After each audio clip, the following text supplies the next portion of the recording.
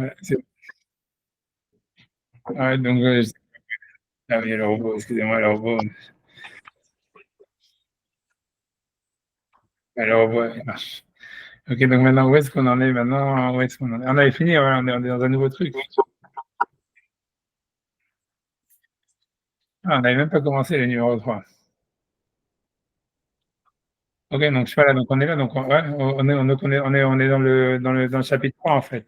C'est ça? Ouais.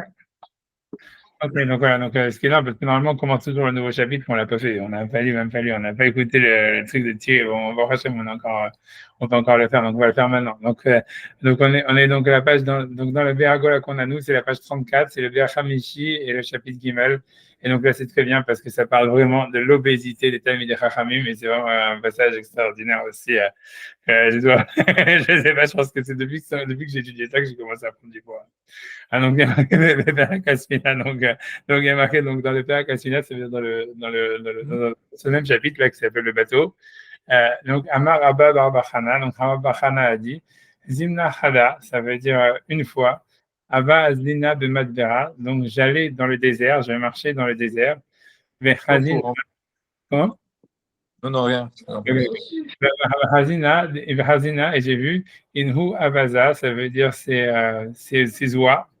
Les Shmitin, Gidafaihu, Mishmanaihu. Ça veut dire, a priori, qu'ils étaient tellement grosses que leurs ailes, elles tombaient à cause de la graisse qu'ils avaient. J'imagine ça, ça veut dire, la traduction des mots, elle est bizarre. Euh, Ouais, non, c'était pas leurs ailes qui tombaient, c'était comment dire, c'est les plumes, ce qui est marqué dans le commentaire. Ici, Trashbam, si vous voulez, si vous avez les notes, c'est dans la note 146, parce que voilà, la traduction même, elle est difficile. C'est Rabar Bachan. C'est la première note en haut de la page, voilà, ceux qui ont. Je lis, alors, je dis que c'est le commentaire de Rashbam sur la Gemara dans Bavatra. Donc, Pirouche, Rabar Bachana, Alachpam Bamidvar. Donc, Rabar Bachana est allé dans le désert. Le Hachem Avazim, mais il a vu là-bas des oies, Shmenim, très grosses. Chez Noflim, Notsa, chez la haine, Merov Shumnan, que leur plume, elle tombait à cause qu'elles étaient tellement grosses que les plumes, elles n'arrivaient pas à s'attacher à la peau. OK. Ensuite, on continue. Vekanagde, Nachlam, Mishka, Mitutayu. Et il y avait donc des fleuves de graisse qui tombaient, qui s'écoulaient de part en dessous de. Voilà. OK. Ensuite, on continue. Vekanagde, okay, pardon, Vermina Lehu. Et je leur ai dit, donc il a parlé aux oies. Itliminaihu, Hulaka, Almadeate. Est-ce que j'aurai de vous une part dans le monde futur? Euh, donc voilà. Donc après, il nous dit Khada dalali amta atma. Donc une, elle a levé la jambe. Ça veut dire une des oies, elle a levé la jambe. J'imagine ça veut dire atma, c'est une jambe. Tu vois, ça veut dire ils ont dit sa hanche. Avec Khada daliali gadfa. Et une autre, elle a levé son aile. Kata avec un fait des Rabbi Eliezer, quand il est arrivé devant Rabbi Eliezer, à Marly, il m'a dit, voilà, Atidim Israël, iten aleem et adin. Ça veut dire les Juifs, ils vont être jugés, voilà, sur eux. Ouais. Ça, c'est la fin de la Gemara. Ouais,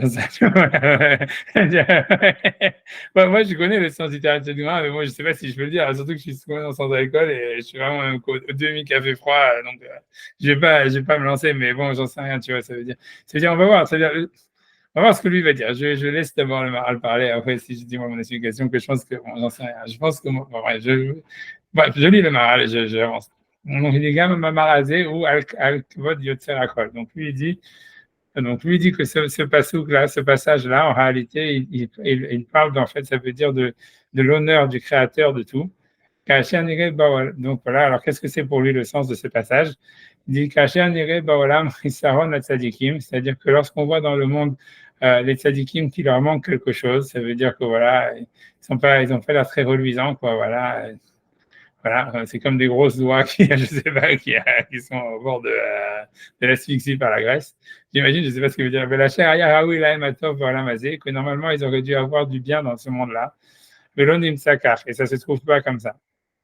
Même et ils sont vraiment dans le manque le plus, voilà, le dénuement le plus grand.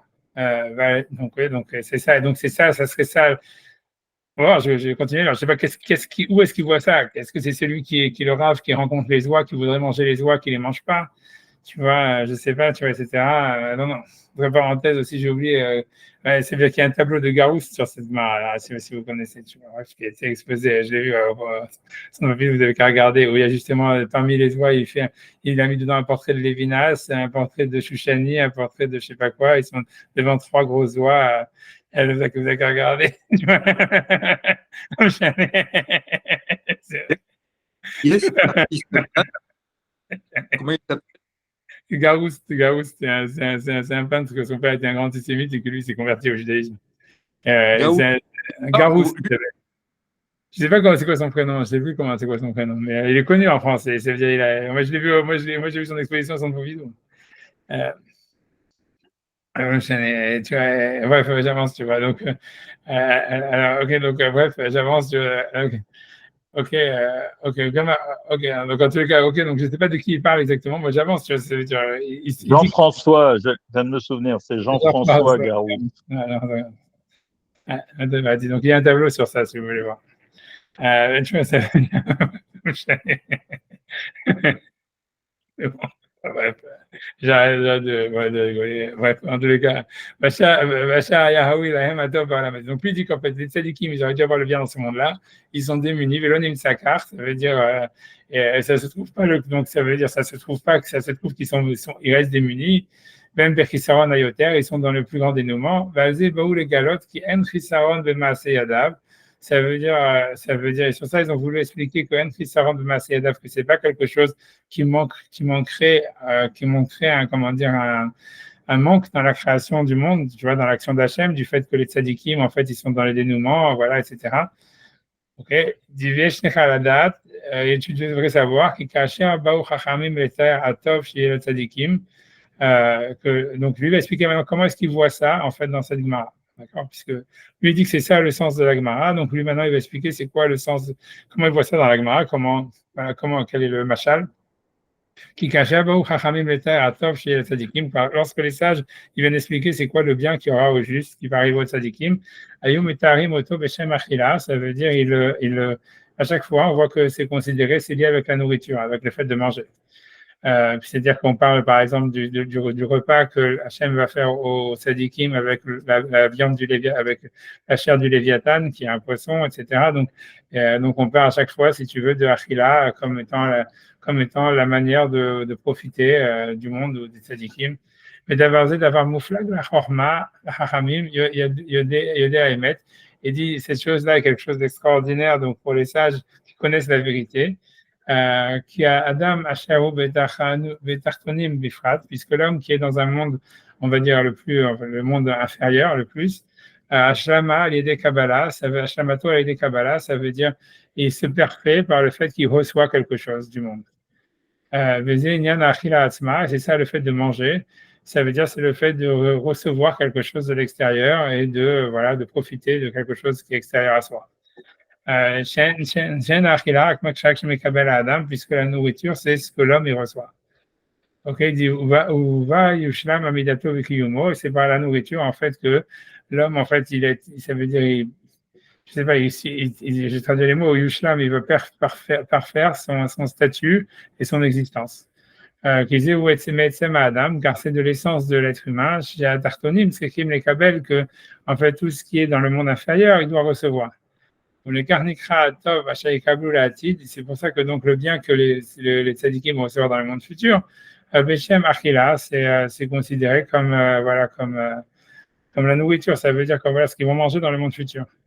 Vedavarze Mevoar Bemahamar, donc c'est ce qui est marqué dans le Mahamar, dans la Gemara, dans Baba Batra, Vaf Leviathan, Zaharon Keva Baraotam. Voilà, on dit que même le Léviathan, qui semblerait la nourriture des tzadikim, lui aussi, il a une sexualité. Les Zahar ou Nekeva Baraotam, il a été créé mâle et femelle. Je ne sais pas ce qu'il veut dire par là. Whatever. Tu vois, ça veut dire que quand on reçoit, il y a une. Je ne sais pas ce qu'il veut dire. Ok.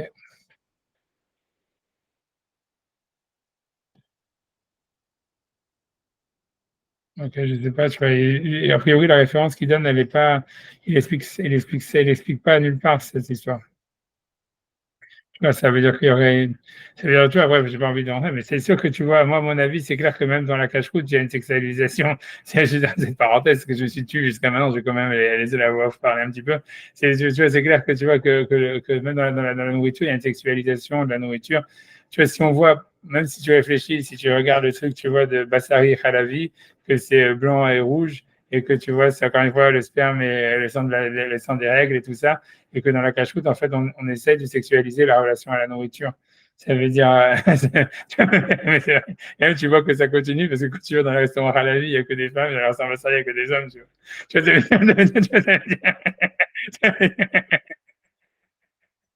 je continue, je viens la parenthèse ici, mais en tous les cas, c'est ce qu'il veut dire. En tous les cas, il veut dire ça. Il dit qu'il y a un truc, tu vois, de sexualisation de la nourriture.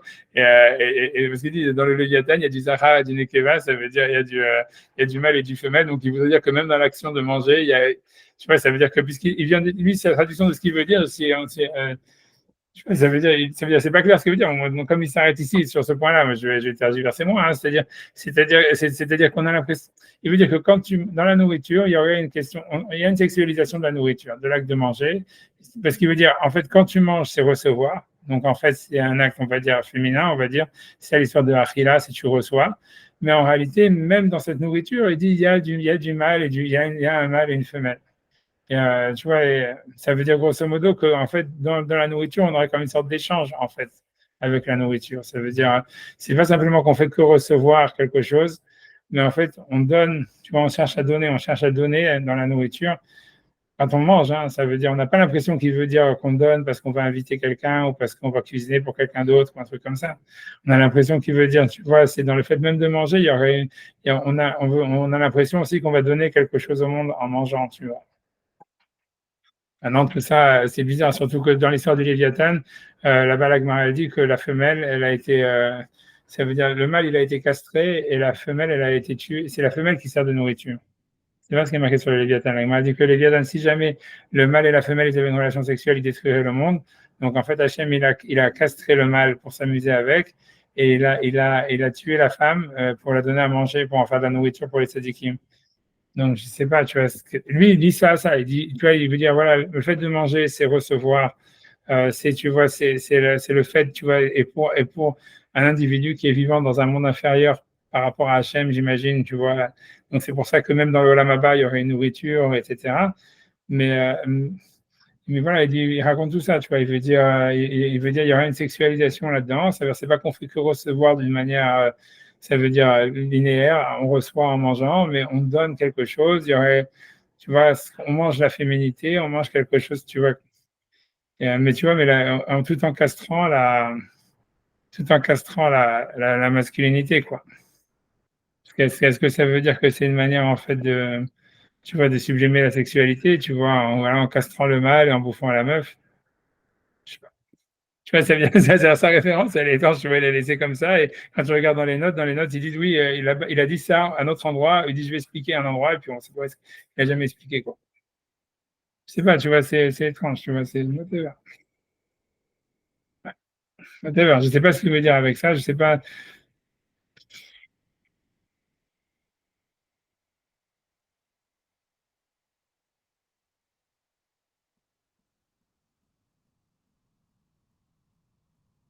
Tu vois, je sais pas.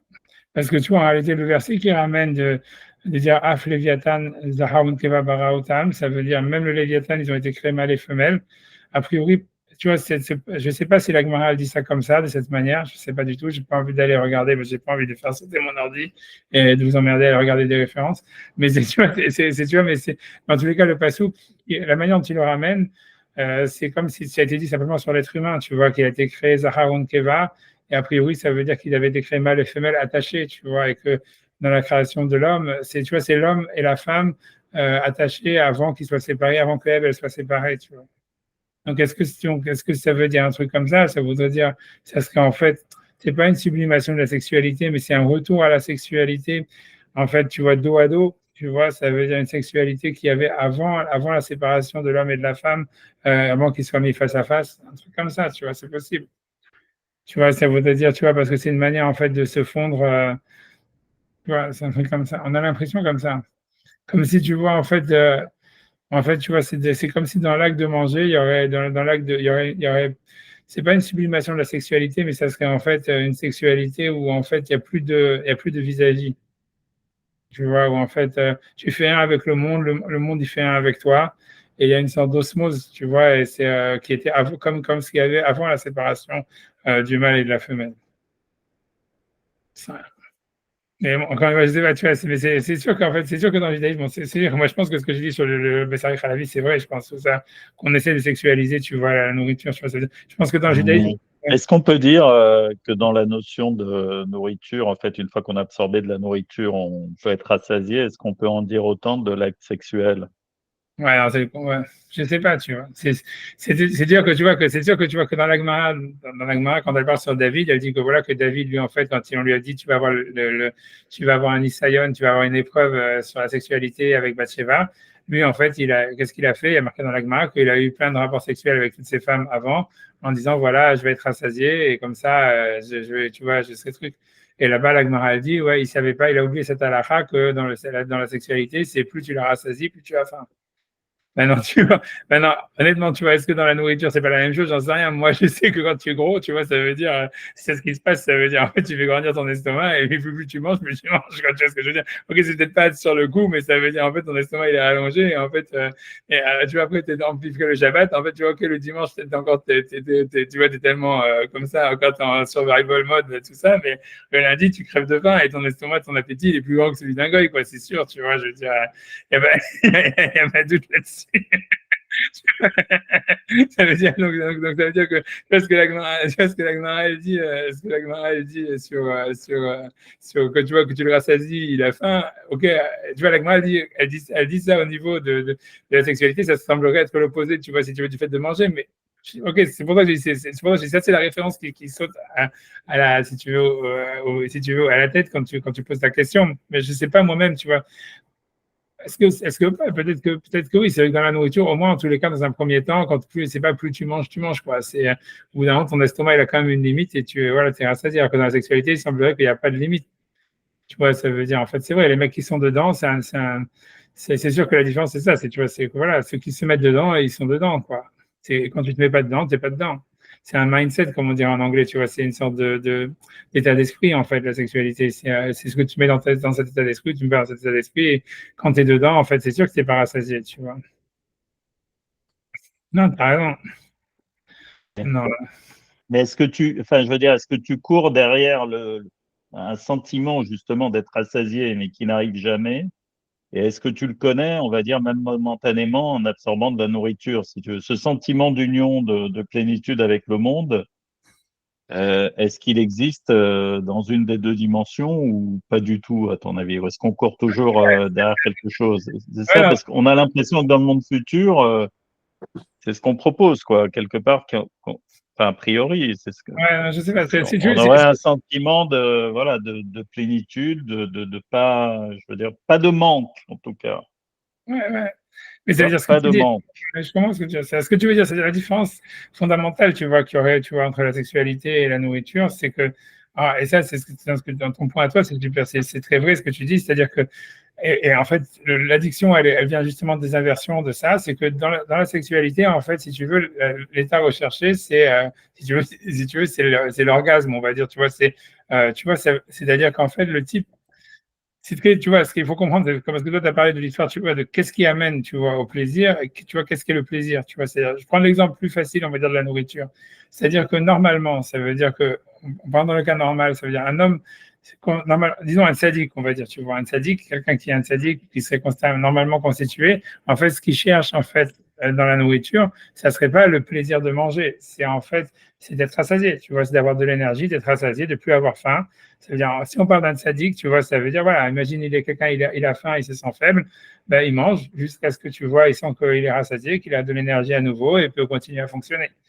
Et en fait, le fait d'éprouver du plaisir quand on mâche la nourriture ou quand on la sent sur sa langue ou ces trucs-là, en fait, tu vois, c'est un truc, tu vois, qui normalement, qui est, tu vois, ça veut dire qu'on va dire, voilà, qui devrait pas être, si tu veux, on va dire, comment dire, whatever, comment j'ai oublié qu'on va appeler ça, là, ça veut dire la motivation pour manger. Mais en réalité, ce qui se passe, à part tu vois, pour 99% de la population, c'est qu'en fait, les gens, en fait, ils n'ont pas vraiment, ça veut dire, tu vois, c'est pas un plaisir pour un homme de se sentir rassasié. Au fond, même, c'est quelque chose, en fait, que il a du mal, en fait, ça veut dire, ouais, on n'aime pas avoir le ventre plein. Enfin, j'imagine, tu vois, ça veut dire, voilà, les gens, ils n'aiment pas être pleins, grosso modo. On préfère être très vide. On est plus, ça veut dire, en fait, et en fait, donc, c'est pour ça, en fait, que quand on mange, en fait, la chose à laquelle on tire plaisir, c'est le fait du goût des aliments, quoi. Mais ça veut dire, mais en fait, c'est une sorte de. C'est pour ça, tu vois, le Stapler, il parle beaucoup de ça en disant que quand il écrit, tu vois, dans le Birkat Pérez, il dit que c'est un chesed que Hachem il a fait, en fait, de dire que Hachem il a donné que les aliments ils ont un goût, il en a donné tellement parce qu'en fait, il sait que pour l'homme, il y a quelque chose de difficile à se nourrir, au fond, tu vois, dans le fait, tu vois, de se retrouver plein de nourriture, etc. Et donc, c'est pour ça qu'il a créé une tellement grande multitude d'aliments, avec différentes couleurs, différents trucs, différents goûts, pour que l'homme, sinon, il ne s'alimenterait pas du tout, tu vois, ça veut dire qu'il aurait vraiment des difficultés avec l'alimentation. Mais ça veut dire, alors que tu vois, si on compare ça, tu vois, dans la sexualité, en fait, c'est le contraire, on va dire. Si tu veux, la manière dont ça fonctionne, c'est que le type, en fait, en gros, les gens, ils recherchent, tu vois, une satisfaction qui vient à la fin de l'acte sexuel.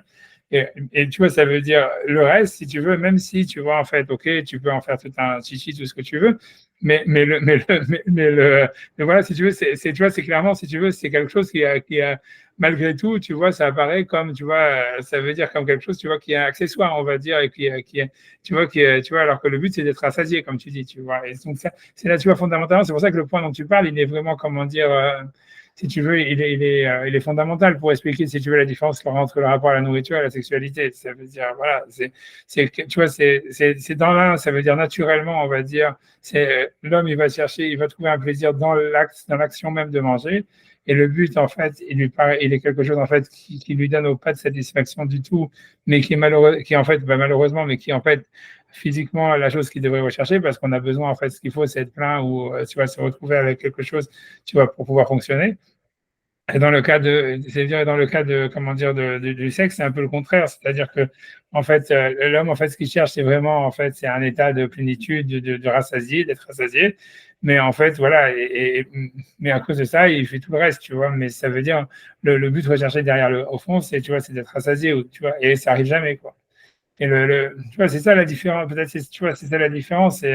C'est clair que tous les systèmes d'addiction, ça veut dire que et toutes les perversions, elles passent de ces inversions, tu vois. C'est-à-dire que ça veut dire que quand, tu vois, c'est-à-dire que je sais pas comment expliquer, tu vois, c'est quand tu vois, c'est que quand, tu vois, ça veut dire que tu vois, c'est quand en fait on avertit, ça veut dire le plaisir par la conclusion, tu vois. C'est-à-dire que quand quelqu'un, en fait, ce qui va l'intéresser, tu vois, c'est l'état fini. À ce moment-là, en fait, on rentre dans l'addiction. Et vice-versa, quoi. C'est-à-dire, ce que je veux dire, c'est que dans un plaisir, par exemple, quand quelqu'un il va rentrer dans une addiction par rapport à la nourriture, ce qui va se passer, c'est qu'en fait, il va chercher à toujours être plein, tu vois, et qu'en fait, il ne s'en tirera jamais plein. Plutôt que de tirer plaisir, tu vois, de l'action de manger, tu vois. Et si quelqu'un tire, en général, les gens qui aiment vraiment la nourriture et qui sentent le goût de la nourriture, en fait, ils sont pas gros, tu vois. Ça veut dire parce qu'en fait, tu vois, c'est ça le truc, tu vois. Ça veut dire, tu rentres dans l'addiction, etc. Quand en fait, tu as inversé le truc et que finalement, ton plaisir, ça devient d'être plein ou même si tu comprends pas d'où quel est le plaisir parce qu'il n'y en a pas vraiment au fond, tu vois. Mais c'est ça l'histoire. Mais c'est une inversion de ce qui se passe. Et dans la sexualité, tu vois, c'est le contraire. Ça veut dire que l'addiction, elle vient quand, en fait, il y a une inversion, alors que normalement, l'état normal de la sexualité, c'est de sentir un plaisir quand on a, tu vois, ça veut dire quand on est rassasié. L'addiction, elle vient quand le type, il va chercher du plaisir dans l'état d'excitation qui est et tous les préliminaires qui sont avant. Quand quelqu'un il rentre là-dedans, tu vois, il va développer un phénomène, tu vois, addictif de perversion par rapport à ça, tu vois. Et ça veut dire, c'est pour ça que ce que tu as dit, tu vois, je veux dire, tu vois, c'est un point intéressant, tu vois. C'est clairement, si tu veux, si on doit comparer la nourriture à la sexualité, c'est clairement le point de, si tu veux, de bascule, le point de, comment dire, de symétrie. Maintenant, ouais, je sais pas comment ça fonctionne dans le Olam Haba, tu vois, je sais pas ce qu'il veut dire par là, quoi, parce que normalement, il a parlé du Olam Haba, des trucs bidules, tu vois, est-ce que ça veut dire ça? Ça veut dire, voilà, ouais, c'est possible, c'est possible. C'est parce que, tu vois, C'est clair, c'est pas bête, tu vois, c'est parce que c'est clair que tu vois que quand la Gemara elle parle à chaque fois de Ezeu Bana Olam Haba, tu vois, c'est une question que la Gemara elle fonctionne, elle pose souvent, c'est un concept qui existe, c'est quoi le fils du Olam Haba? Et en grosso modo, tu verras à chaque fois elle appelle celui qui est le fils du Olam Haba, c'est celui qui a un plaisir physique quand il fait des mitzvot. Grosso modo, tu verras ça. Quand il étudie la Torah, tu vois, la Gemara dit c'est qui le Olam Haba? C'est celui qui est sommaire Géoula la Tfila. Et il a dit, on compte l'histoire d'un Rav, qu'il était tellement content qu'il n'arrêtait pas de rigoler toute la journée parce qu'il avait été sommaire Géoula la Tfila. Mais ça veut dire que le Olam Haba, c'est en fait, tu vois, parce que et si tu vas voir à chaque fois, quand tu vas regarder tous les trucs et quand la Gemara dit Ezeu Bana Olam Haba, c'est celui qui fait ça, celui qui fait ça. Mais en fait, tu verras que c'est parce que l'idée, c'est que le sens de ça, c'est que comme le Olam Haba, c'est en fait une délectation spirituelle. En fait, tu vois, même par moi le Shabbat, tu vois, on te dit voilà, le Shabbat, c'est Men Olam Haba. Parce que tu vois, parce que ça veut dire c'est tu te délègues physiquement de faire une mitzvah. Et c'est tu vois, c'est l'idée, c'est parce que dans le Olam Haba, c'est en fait c'est le monde en fait du Gan Eden, donc c'est le monde de la délectation et tout ça. Et en fait pour que quelqu'un, en fait, ça veut dire la délectation qu'on va avoir dans le Olam Haba, elle est en fonction de la délectation spirituelle qu'on a eu dans ce monde-là, quoi. Donc si quelqu'un, si tu veux, en fait, il a toujours traîné la patte, il a fait les mitzvot, mais il les a fait à contre-cœur, il les a fait toujours, tu vois, sans en tirer aucun plaisir. En fait, tu vois, ça veut dire, voilà, son halak olam haba, il est petit parce que, tu vois, ça veut dire, il n'a pas su, tu vois, tirer une délectation physique. Ouais. Ouais. Et si tu crois pas que ça tourne quand même tout ça autour de la notion de désir quand même, malgré tout, si tu veux, que la vraie jouissance, y compris, alors, je sais pas pour la nourriture, moi il me semble quand même qu'il y a énormément de choses qui passent par la nourriture, si tu veux, tout le plaisir, en fait, on va dire toutes les fêtes juives, elles sont avec un bon repas au milieu. Et bon, une maman juive, elle communique énormément à travers la nourriture. Si tu veux, il y a énormément de choses. C'est pas juste se remplir pour se remplir d'énergie. Oui, Il y a un plaisir, on va dire, on tire plaisir pour la plupart la plupart, enfin une grande partie des juifs. Tout le kiff du Shabbat, c'est une bonne bouffe, un bon apéro, un truc. Il y a c'est ce que j'ai je peux dit. pas, enfin, je veux dire, le kiff spirituel, hein, c'est une spiritualité carrément, hein, à mon sens. Hein, je veux dire, Mais non, je suis tu d'accord sur ça. prends Ce que j'expliquais, oui, c'est et ça. la notion de désir, c'est vrai que je veux dire, plus tu développes une notion de désir, enfin plus tu développes une subtilité du désir, plus enfin, c'est même peut-être plus jouissif que l'acte sexuel, en tout cas pour un homme, parce que je veux dire, lui, son instant de plaisir, ça dure pas longtemps, quoi. C'est pas Oui, non, mais c'est ce que la donc je Gemara, sais pas. Enfin bon, maintenant, ouais, non, c'est c'est- ce que la Gemara dit, tu vois. Elle dit que c'est sûr tu vois, mais Rachid dit que c'est caché, tu vois, parce que la Gemara dit, tu vois, parce que la Gemara dit, Irouré Avera, ça veut dire le désir de l'Avera. Mais je sais pas, tu vois, le désir de l'Avera, Rachid, c'est une marade qui dit ça. Irouré Avera, Kashime Avera, ça veut dire le désir de l'Avera, il est plus dur que la Avera. Et la Gemara d'Anna Siman, quand il y a un barbecue, tu kiffes plus l'odeur du barbecue que la viande du barbecue. C'est ce que la Gemara, elle dit. Ok, mais, tu vois, ok. Rachid là-bas, il dit Kashim la gouffe. Il dit que ça veut dire que les Avera, ça veut dire ils sont mauvais pour la santé. Tu vois, c'est-à-dire l'impression, c'est qu'on a l'impression, tu vois, ça veut dire, c'est ce qu'il dit Rachid là-bas, tu vois, ce qui est bizarre, tu vois, mais, ouais, tu vois, mais dans la notion du désir, je sais, peut-être qu'il faut rentrer ça là-dedans, je sais pas. I don't know, tu vois, parce que, I don't know, ouais, tu vois, ça veut dire, on a l'impression que dans la Gemara, tu vois, ils sont contre. Tu vois, c'est très, très difficile. C'est parce que tu vois, tu es en train de parler de tes sujets, tu vois, que c'est pas vraiment en rapport avec son étude. Peut-être que oui, oui. Parce que tu vois, ok, alors je te suis, hein, qu'est-ce que je te dis, je te suis, hein, tu vois, ça veut dire, tu vois, quand je vais à l'école, c'est toi mon inspiration, hein, tu vois, ça veut dire, tu vois, mais ça veut dire, tu vois, mais ça veut dire, ouais, non, mais ça veut dire, ouais, parce que tu comprends l'histoire du désir là-dedans, c'est que, c'est tu vois, pas, ouais. non, parce que moi, je vais expliquer, je vais te dire je vais essayer de dire par étapes ce que je pense de ce que j'ai dit. Ça veut dire, la première chose que tu dis, c'est que voilà, c'est que quand on parle du désir par rapport au plaisir, tu vois, c'est que dans le désir, en fait, si tu veux, c'est médiatisé. Moi, ça me fait tout de suite penser, ça me fait penser à Proust et tous ces machins-là. C'est-à-dire que le désir, en réalité, tu vois, c'est une mise en scène, même si c'est une mise en scène, on va dire, comment dire, psychique, où tu vois, en fait, où si tu veux, comment dire, les choses, tu vois, ça veut dire soit les aliments ou les meufs ou ce que tu veux. tu vois, les objets du désir, si on veut, et en fait, ils sont, comment dire, ils deviennent des symboles, tu vois, ils deviennent des symboles, ils deviennent, tu vois, ils sont, on peut dire, tu vois, ce qu'on pourrait appeler érotisés, ce que tu veux. Mais et ça, en fait, si tu veux, c'est médiatique. C'est-à-dire que dans le sens où, tu vois, ce qui est différent, tu vois, l'opposition que moi je verrais, tu vois, entre désir et plaisir, très simple, tu vois, c'est que dans le désir, en fait, voilà, c'est du symbolique, c'est de l'érotisme, c'est du fétichisme même, etc. On est dans un monde, tu vois, qui est en fait, puisque le désir, en fait, il peut être que, on va dire, que excité ou qu'avoir un sens à travers un scénario, si tu veux. Si tu veux, dans le désir, il y a le scénario, quoi, grosso modo. Même si tu prends l'histoire du barbecue, le mec, tu vois, qui kiffe l'odeur du barbecue, c'est parce qu'il se fait déjà à l'avance l'idée qu'il va manger le steak, tu vois. Et en fait, si tu veux, et même psychiquement, ça fonctionne comme ça, c'est que sur le circuit de la récompense, tu vois, comment dire, il va te donner si tu veux, il prépare déjà ton cerveau, il te donne même déjà le plaisir, tu vois, avant de, avant que si tu veux, le circuit de la récompense, il fonctionne en prévision, quoi. Ça veut dire, il te fait ressentir le fait d'être rassasié, tous ces machins-là, en avance avant que tu sois rassasié, en te faisant un scénario de ce qui va se passer quand tu vas manger, etc., etc. Donc, ça marche par scénario, et dans le cerveau, il y a ça. Et ça, si tu veux, ça, c'est l'idée du désir. Voilà, c'est scénarisé, quoi, grosso modo. Le désir, il est toujours scénarisé. Donc, tu vois, c'est pour ça que tu as les pubs dans les restaurants, tous ces machins-là, tu vois. Même, tu vois bien, quand tu vas dans un restaurant, c'est une mise en scène, tu vois. Excuse-moi de t'interrompre, mais moi, ça me fait penser à l'histoire de Maïm Gnouvim, si tu veux. C'est-à-dire que on dit que les eaux volées, elles ont plus de goût que.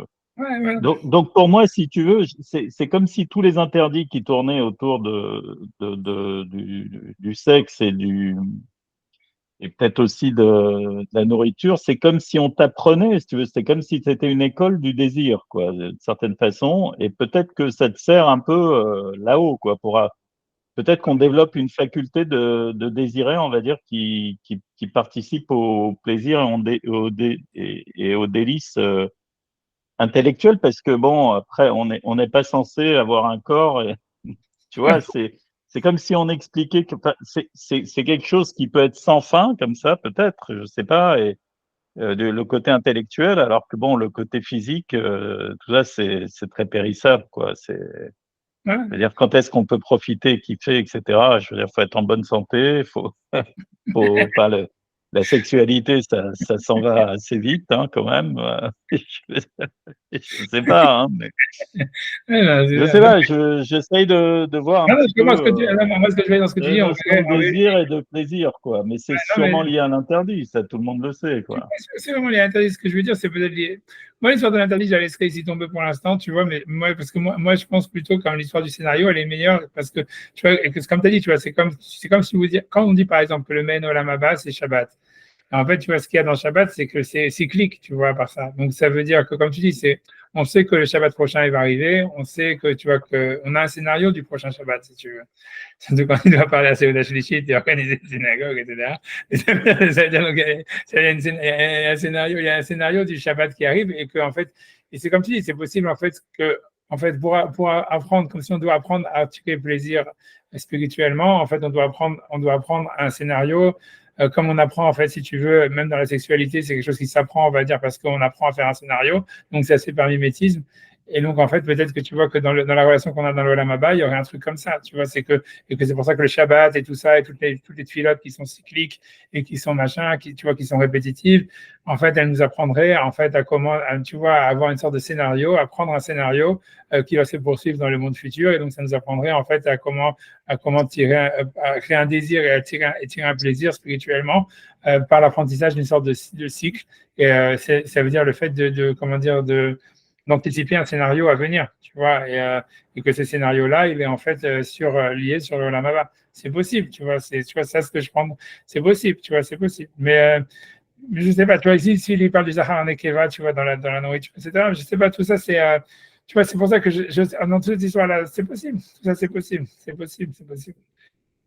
Parce que tu comprends, ouais. Tu vois, ce qu'il faut comprendre, tu vois, ce qui est difficile à comprendre, tu vois, c'est dans la notion. Pour moi, parce que, c'est parce que tu vois, un des symptômes, c'est pour parler, parce qu'il y a clairement une opposition, si tu veux, je sais pas si c'est un peu hors sujet, mais il y a clairement une opposition entre, si tu veux, le plaisir tel qu'il est ressenti, on va dire, à l'instant présent, on va dire, quand quelqu'un, tu vois, c'est pour ça que je parlais de Proust, où tu vois, on voit bien que Si tu veux, Proust, en réalité, ça veut dire c'est le fait qu'il se sente, on va dire, déconnecté de son corps et qu'il est capable, en fait, si tu veux, de se ressentir lui-même qu'à travers un récit qui est vu de l'extérieur. Et qu'en fait, tu vois, dans l'idée de il cherche à retrouver des sensations quand il mange la madeleine, etc. Mais qu'en fait, même cette sensation, finalement, c'est qu'un souvenir, donc c'est que un ressouvenir, ou etc., etc. Donc, ça veut dire, en fait, si tu veux, dans l'histoire de Proust, ce qui est décrit, c'est quelqu'un qui est capable de vivre sa vie qu'à travers un scénario, si tu veux, et qui scénarise tout, grosso modo. C'est un peu ce que Sartre, après, si tu veux, dans, je sais plus quel bouquin, quand il parle, tu vois, enfin, j'ai oublié tu vois, j'ai oublié le nom du livre, je sais plus c'est lequel, tu vois, mais enfin, dans tous les bouquins, si tu veux, tu vois, c'est redondant, tu vois, où en fait, l'idée, c'est que le personnage, il voit sa vie comme un scénario dans lequel il se sent étranger, quoi. Et si tu veux, cette idée, tu vois, cette idée, tu vois, cette idée-là, grosso modo, moi, à mon avis, tu vois, c'est très, très lié à la dépression, tu vois. C'est-à-dire que quand tu regardes, si tu veux, pour moi, ce que je veux dire, tu vois, pour moi, l'opposé de ça, si tu veux, c'est comme moi, je me rappelle quand il y avait des Juifs qui étaient venus du Yémen et tout ça, etc. Vraiment du Yémen, quoi, pas, tu vois, directement, tu vois, ça veut dire du bateau, quoi, si tu veux. Que, tu vois, en fait, tu vois, eux, ils étaient vraiment, ça veut dire, il n'y avait aucun scénario dans leur. Vous pouvez voir ça avec les migrants, un petit peu la même chose. C'est pour ça que les mecs, ils vont frotter des meufs dans les métros et tout ça. Ça veut dire que chez eux, tu vois, ça veut dire, il n'y a pas, il y a pas de, comment dire, de scénario, tu vois. Ça veut dire, c'est très premier. Et si tu veux, tu vois, dans tout ça, le suicide n'existe pas, tu vois, chez eux, ni la dépression, ni rien. Tu vois, parce qu'en fait, si tu veux, c'est plus en fait le suicide et la dépression, ça vient avec la culture, si tu veux, et ça vient avec cette idée que tu vois, comme tout est scénarisé, en fait, ta vie, ton rapport à ta vie, il est médiatisé. C'est un symptôme de la dépression quand on est comme ça. Tu vois bien qu'en fait, Proust, il est dans un état pré-dépressif où, tu vois, sans parler de Sartre et tout ça, tu vois, ça veut dire. Et qu'en fait, tu vois, le sauvage, si tu veux, c'est celui, tu vois, qui lui, en fait, il est en relation avec son corps d'une manière, tu vois, primaire, sans scénario, tu vois. Et c'est pour ça qu'en fait, tu vois, quand tu parles du désir et tout ça, etc., versus, tu vois, le plaisir et compagnie, tu vois, à mon avis, tu vois, il y a un gros point de réflexion ici qui est ouvert parce que tu vois, en fait, je vais tirer, bon, c'est tirer des balles, tellement ça m'intéresse pas. Mais tu vois, c'est pas grave, c'est pas grave, je veux juste quand même de continuer. Tu vois, mais ça veut dire, ça veut dire, Il a un plaisir plus primitif. ah, ok, d'accord, tu vois, ouais, je Ah, sais. Ouais, bah, ouais, tu vois. ça intéresse, enfin, le sauvage, enfin, je sais pas, c'est pas intéressant. Je veux dire, Je sais pas, parce que je d'un crois côté. que Ah non, non, tu vois, ah ouais, il moi y je a un pense, truc, un bon sauvage à la Rousseau, comme ça, c'est quelqu'un je sais pas qui si est c'est une plus dans question. le monde. Moi, je pense en tous les cas que ce que les Juifs français, beaucoup dans la Tchouva, ils ont cherché à travers le judaïsme, et c'est pour ça que c'était lié avec 68 et tout ça, c'est parce qu'ils ont trouvé un rapport à la matière qui était moins scénarisé et qui était moins dépressif au fond, tu vois. Et que, en fait, sans le savoir, tous les mouvements de ballet de Chouva, c'est sur cette corde-là qui touche, tu vois.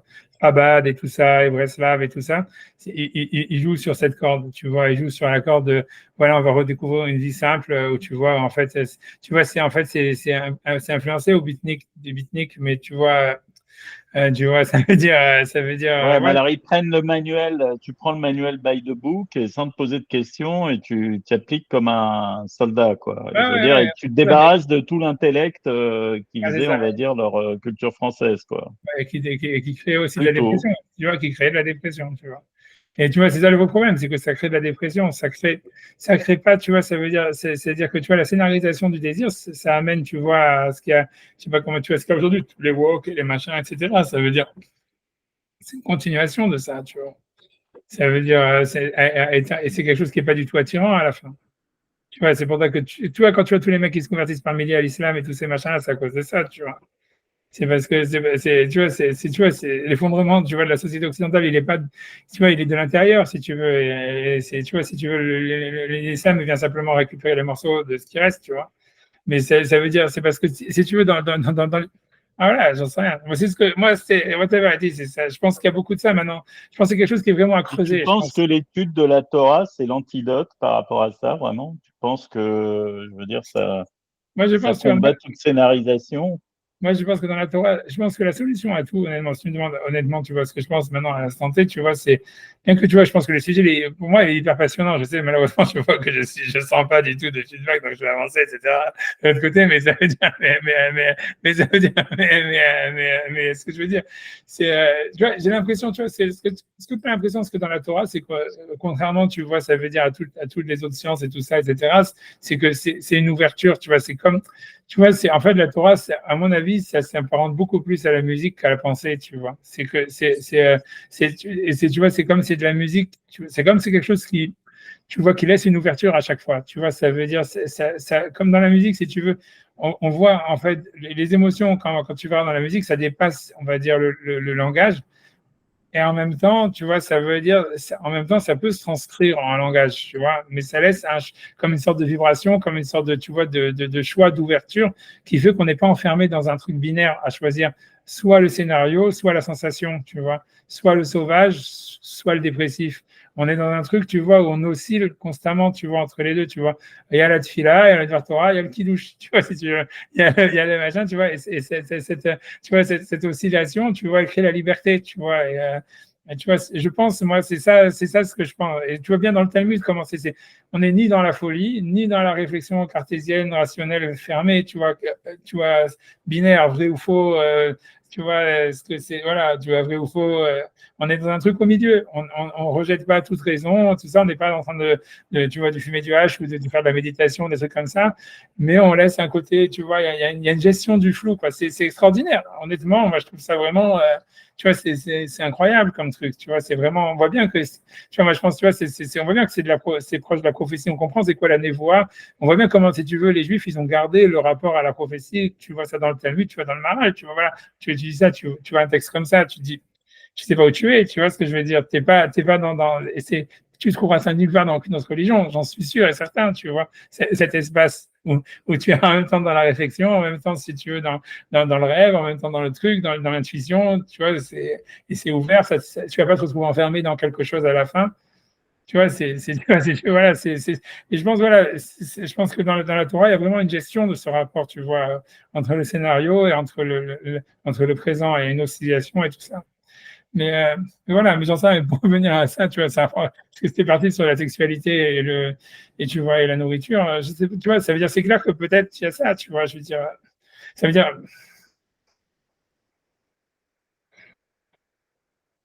ouais.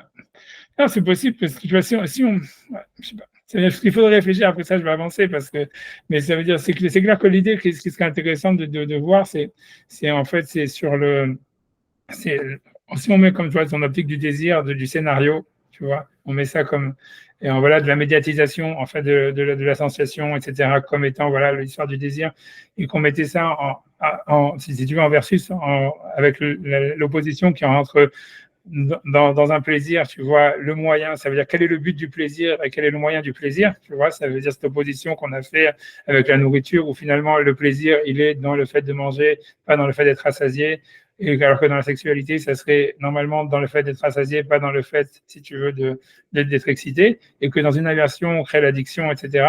En fait, tu vois, ce serait intéressant de réfléchir, tu vois, dans ces structures, comment ça fonctionne, tu vois, quel est le rôle du scénario et du désir là-dedans, tu vois, est-ce que là-dedans, il y aurait en fait, c'est ça ce qui gérerait, en fait, qui créerait les mécanismes addictifs, tu vois, c'est intéressant à voir, tu vois.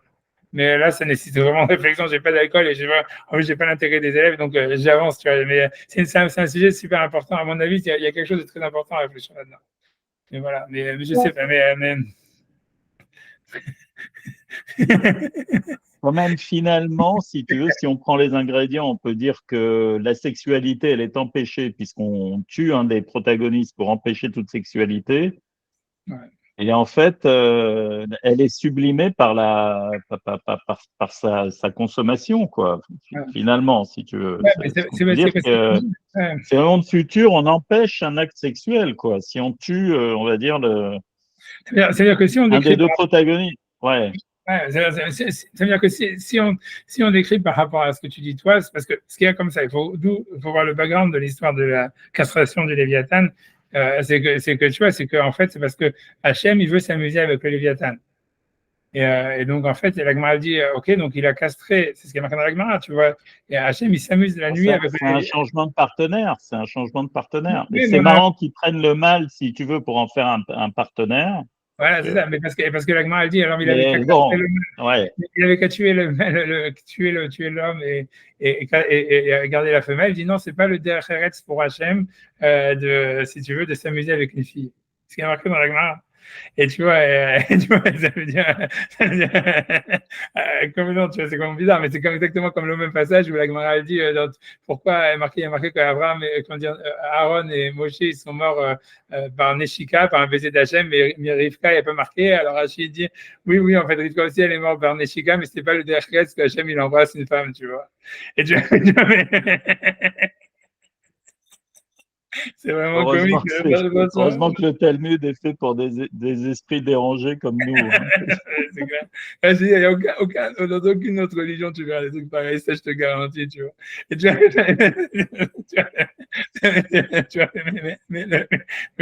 voilà, mais ce que je veux dire, voilà, c'est qu'on a l'impression, parce que pour revenir à l'histoire du scénario, tu vois, ça veut dire, puisque voilà, on a l'impression si le Léviathan il est castré, que en fait, tu vois, comment dire, voilà, et que Hachem, on va dire, il s'amuse avec le Léviathan, on a l'impression, tu vois, que c'est l'idée, tu vois, là, on rentre dans l'histoire, tu vois, du désir, vraiment, puisque, tu vois, c'est comme si un acte sexuel, la sexualité, elle est présente, puisqu'il s'amuse avec lui, mais c'est jamais consommé, ça reste, tu vois, de l'ordre, tu vois, de la, je sais pas quoi, tu vois, de l'excitation, de ça, machin, tout ce qu'il y a autour, quoi, c'est une sexualité rampante, quoi. Et, tu vois, tu vois, c'est bizarre, tu vois, c'est sûr que c'est bizarre, tu vois, c'est sûr que c'est bizarre. C'est sûr que c'est bizarre. Mais bon, tu vois, peut-être que ça serait ça. C'est sûr que le monde occidental, il croit ça, tu vois. Ça veut dire pour eux, ils pensent qu'il y aurait une sorte de juste mesure où, en fait, tu vois, il y aurait une sorte, tu vois, d'attraction, mais qui est jamais truc, qui reste, tu vois, c'est une sexualité rampante, quoi. C'est clairement un point d'achoppement entre l'islam et le christianisme, quoi. Ça veut dire que tu vois que dans le christianisme, ils veulent garder, tu vois, cette idée-là, tu vois, d'un léviathan castré, d'un dieu qui s'amuse avec un léviathan castré. Et donc, il y a toujours une sexualité dans la société qui soit présente, mais diffuse, mais complètement jamais, tu vois, ça veut dire jamais assouvie, jamais, tu vois, qui reste dans un état comme ça d'amusement. Et alors que dans l'islam, c'est, tu vois, tu vois, c'est le contraire, quoi, complètement.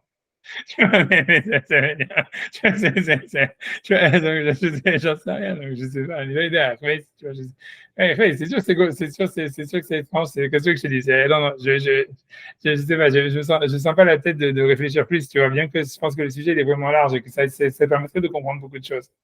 Mais, ouais, je sais pas, difficile, c'est difficile. Est-ce qu'il y a une contradiction?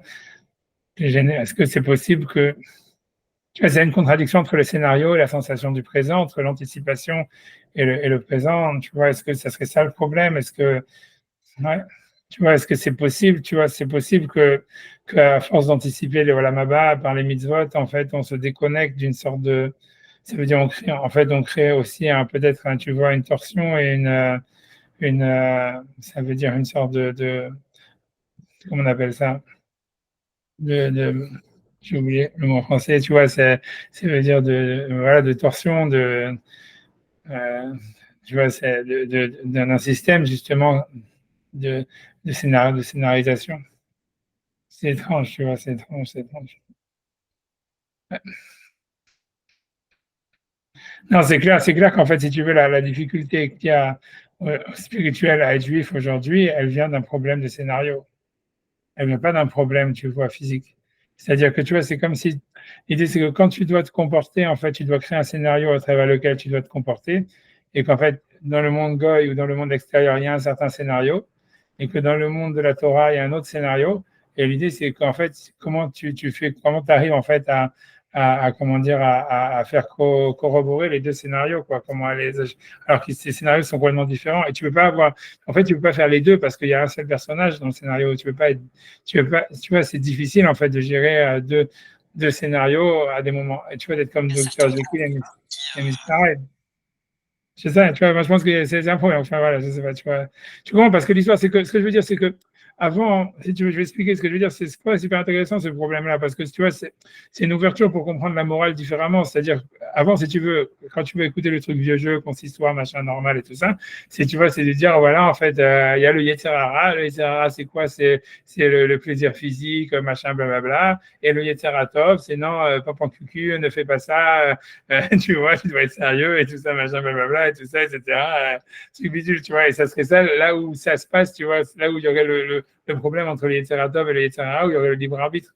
Mais en réalité, tu vois, ce discours, il est de moins en moins pertinent parce qu'en fait, si tu veux, aujourd'hui, voilà, tu peux avoir tous les plaisirs du monde et tu fais toutes les mesures de la Torah, tu vois, ça veut dire, voilà, il n'y a plus de problème maintenant. Faire Shabbat, ça ne met pas en jeu tellement ta race de Shalom, ta parnassa, tu vois, ça veut dire, I don't know, tu vois, ça veut dire tout ce que tu veux.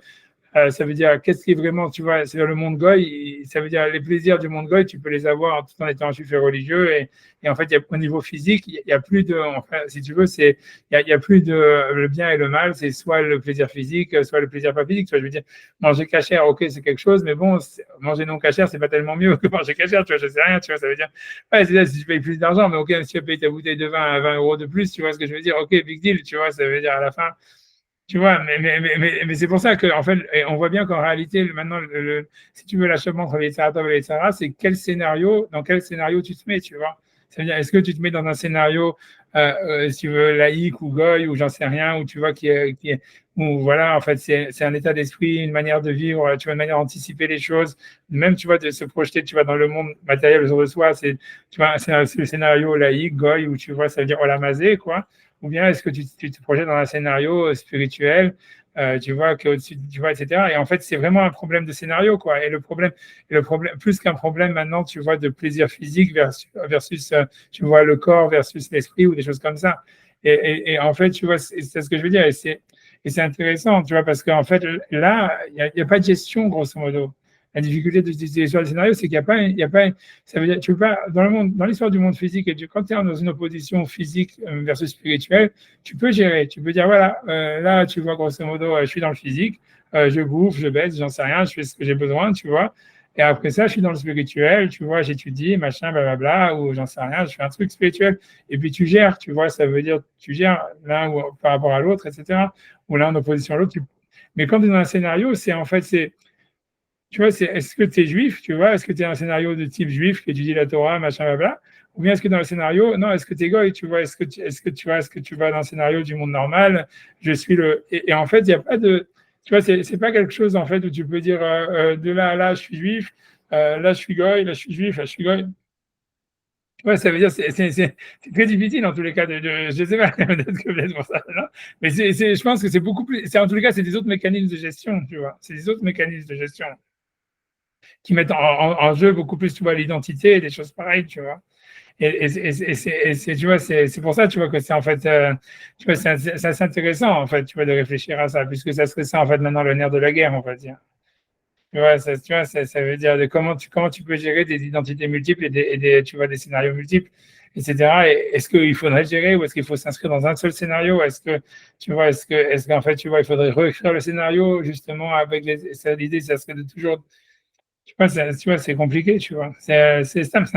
J'arrête de parler, parce que je vois tuer qui est complètement tué truc, mais c'est pas, c'est un sujet hyper immense, tu vois, en fait, cette histoire-là. Je pense, voilà, tu vois, je pense que vraiment, l'idée, c'est qu'il faudrait faire une règle de 3 de calcul, voilà, entre cette histoire-là, du rapport, tu vois, au présent, ça veut dire déjà rentrer cette dialectique du plaisir, ça veut dire plaisir dans l'action ou dans le résultat de l'action, et que ça, c'est vraiment un truc, tu vois, c'est déjà un truc binaire. Et après, c'est comment le désir et la scénarisation, enfin, elles fonctionnent là-dedans, tu vois, etc. Et ensuite, voir comment le judaïsme, par rapport, tu vois, à un monde profane où, tu vois, où le Kodesh et le Chol, en fait, ils s'articulent là-dedans. Tu vois, est-ce que, par exemple, l'opposition Kodesh-Chol, ça serait une opposition scénario, tu vois, scénario mitzvah versus scénario laïque, ou oui, tu vois. Moi, je pense qu'il y a un truc comme ça dans l'Avdallah, il faudrait réfléchir à cette histoire-là. Que le date, il est dans l'Avdallah, dans un truc comme ça. Tu vois, en tout cas, c'est un sujet vaste, c'est un sujet très intéressant, super vaste, mais bon, enfin, je vais arrêter là parce que je vais dire, c'est sur ce truc-là, parce que je veux dire, j'ai pas envie de vous tuer, moi-même, tu vois, même, je sais rien, tu vois, je sais plus, honnêtement, je sais pas, c'est compliqué, je sais pas. Parce que tu vois, je veux dire, ça peut en affiner, je peux en aller ça, mais parce que pour revenir sur le vif du sujet de ce que lui parle, tu vois, c'est que, en fait, tu vois, c'est que lui, ce qu'il parle, le fait de manger, c'est en fait recevoir, etc., que l'homme, si tu veux, le matériel, il veut recevoir. Ouais, ouais, tu vois, je sais pas, mais comme il dit, après ça, il y a un côté masculin, c'est aussi l'homme, il veut aussi donner, tu vois, donc, il veut donner en recevant, et tu vois, en fait, tu vois, par derrière, c'est le fond, le fond de tout ça, c'est en fait quand tu regardes, quand tu vas réfléchir en fait sur tout ça, ça veut dire, et c'est sûr, tu vois, si tu réfléchis, tu vois, sur l'obésité et sur les vaches, les trucs, moi j'ai un PhD là-dedans, mais ça veut dire, tu vois, que c'est clairement, et c'est ça l'idée que tu vois que lui n'envisage pas, c'est le sentiment de vide, tu vois, qu'on veut combler, tu vois, qui est intéressant, tu vois, que pour l'instant, lui, il n'a pas envisagé. Dans le fait, est-ce que c'est parce que ça veut dire, ouais, manger dans le Olam ça va sentir un vide qu'on comble, tu vois, qu'on arrive à combler, mais que ce vide, en fait, ça veut dire il reste gigantesque et qu'il y a une volonté toujours de le combler malgré tout, tu vois, un truc comme ça, tu vois. Tu vois, voilà, whatever it is, tu vois, je pense, j'en sais rien, tu vois. On va voir ce que lui va dire, on va voir, j'ai envie de continuer, mais pour l'instant, ça reste énigmatique. Moi, j'avance parce que voilà, je les ai déjà assez saoulés et je vois que. Non, c'est le moment d'aller chercher le whisky. Pour ceux qui peuvent aller chercher le whisky, moi, je ne vais même pas faire un deuxième café parce que la machine à café, voilà. Bon, j'avance quand même. On m'y venait, Kian Ota Akila Gashmit, donc il dit, puisque cette nourriture, voilà, donc, avec, ce qu'elle est mitzvot, ah oui, c'est une nouvelle bouteille, c'est dégueulasse, aïe, aïe, aïe, aïe, aïe, aïe, bien énervé, bien énervé, bien énervé. Tu vois, on m'y venait, Kian Ota Akila Gashmit, ça veut dire, puisque cette nourriture, donc, elle n'est pas matérielle, la reine Meyaches Akila Azot, elle avza, chez ou off. C'est pour ça en fait qu'on a attribué cette nourriture à des oies qui sont des oiseaux. Chez Kol of Enbok Vedut Tromri Gashmi, puisqu'un oiseau normalement il n'a pas de lourdeur matérielle, voilà, physique. Simplement il est attribué ou il s'attribue à ce qui est spirituel. Shahi ou pourrait Arba Avir parce qu'ils volent dans l'air. Benikra Of Hashamaim et les oiseaux sont appelés les oiseaux du ciel. Diverser bien nous ça on l'a expliqué dans plusieurs endroits. Obifan meyuhaz davarze al avza, et cette chose-là elle est attribuée principalement à Albois. Kama sheidba besamou hinyanze, comme on va l'expliquer plus loin ce sujet-là. Pour le cas, donc achila va kabbalah ruchanit, c'est pour ça donc la nourriture et la réception spirituelle. Mitiaches yodar al avza, elle s'attribue plus, on va dire, à Loi, qui est la Schumann parce qu'elle a la graisse, Garouche ou Chasser, et les oiseaux qui sont quelqu'un qui a pas de graisse, il est manquant. Ah ben, Schumann, je la Chamnonine et non Chasser, mais celui qui a de la graisse, il ne manque de rien. Olam Haba, donc Olam Haba, tu es à Kabbalah, il est à Shelo Yo Haserim. Dans Olam Haba, donc on va recevoir du fait qu'on manquera de rien, donc voilà, on sera gras. Mais le con Olam Hazé, pas comme dans ce monde-là, chez Im Kabbalah Ta'achila ou Haser, que même quand on mange, on est toujours maigre. C'est ça de qui il parle. J'imagine qu'on voit bien que c'est clair que le vergola était maigre. Hein. Ça, j'ai aucun doute là-dessus. Ouais, Olga à Kabbalah, c'est le Olam Haba. Donc, c'est pour ça que le fait de recevoir dans le Olam Haba, mais Yuka, c'est d'avarser Bifrat, donc c'est attribué à cette chose-là. Ça veut dire Awa Avza, c'est-à-dire les oies qui sont grasses. Ulfika Hamar de Hanzina Inu Avza, c'est que j'ai vu ces oies. Shirauto Bamidbar, qu'il a vu dans le désert. Kamidbar Makom Shomuyuhas Nemidatadin, parce que le désert, c'est un endroit qui est, on va dire, attribué, qui se rapporte à la tribu du jugement. Donc, il n'y a rien de matériel, il n'y a que des choses spirituelles. Shara Torah Nitna Bamidbar, puisque la Torah a été donnée dans le désert. Vechen Aman, ainsi Laman. Kadvarim Gashmim, Enamdim Bemidatadin, parce que les choses matérielles, elles n'arrivent pas en fait à exister dans le monde ou dans la tribu de la justice. C'est vrai, ils disent ça veut dire en fait les choses matérielles viennent du chesed, de la bonté et du bien.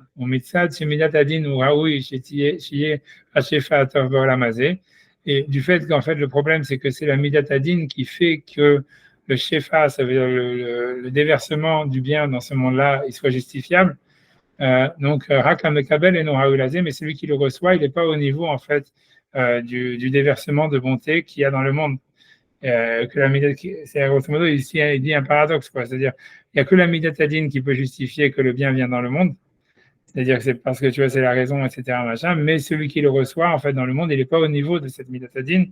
Et donc, voilà, ici, donc, voilà, il y a un problème, il y a un paradoxe, etc. Le cas, mais donc lui, donc lui dit que les oies, ça symbolise les hommes dans le monde futur, ou les tzadikim dans le monde futur, qui seront plus ou moins au niveau qui pourront justifier le bienfait qu'ils reçoivent, quoi. Donc, Ahamar Davé Nagda Nahla Mishad Mitutayu. C'est pour ça qu'il est marqué dans la Gemara qu'il y avait des fleuves de Nagda et c'est coulé des il faut pas oublier, Oui.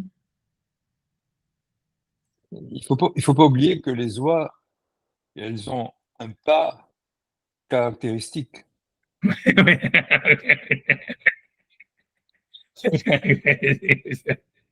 Est-ce qu'on peut trouver une relation à ça? Pourquoi avoir choisi le pas de loi comme signification de quelque chose qui est très ancré sur la terre terrestre? C'est une bonne question. J'ai pas pensé à ça. Ah, mais non, c'est sûr qu'il y a une signification. Ça veut dire, la signification, tu vois, c'est non, ça veut dire ok, ça veut dire ok, c'est hors sujet, mais ça veut dire à mon avis, tu vois, c'est en fait c'est parce que dans le pas de loi, ce qui est nié, c'est le genou, quoi, évidemment. Et tu vois, tu vois, c'est la bracha. Tu vois, c'est parce que tu vois, non, mais c'est vrai, tu vois, tu vois, tu vois, La prosternation, la prosternation, ouais, la c'est la bracha. prosternation.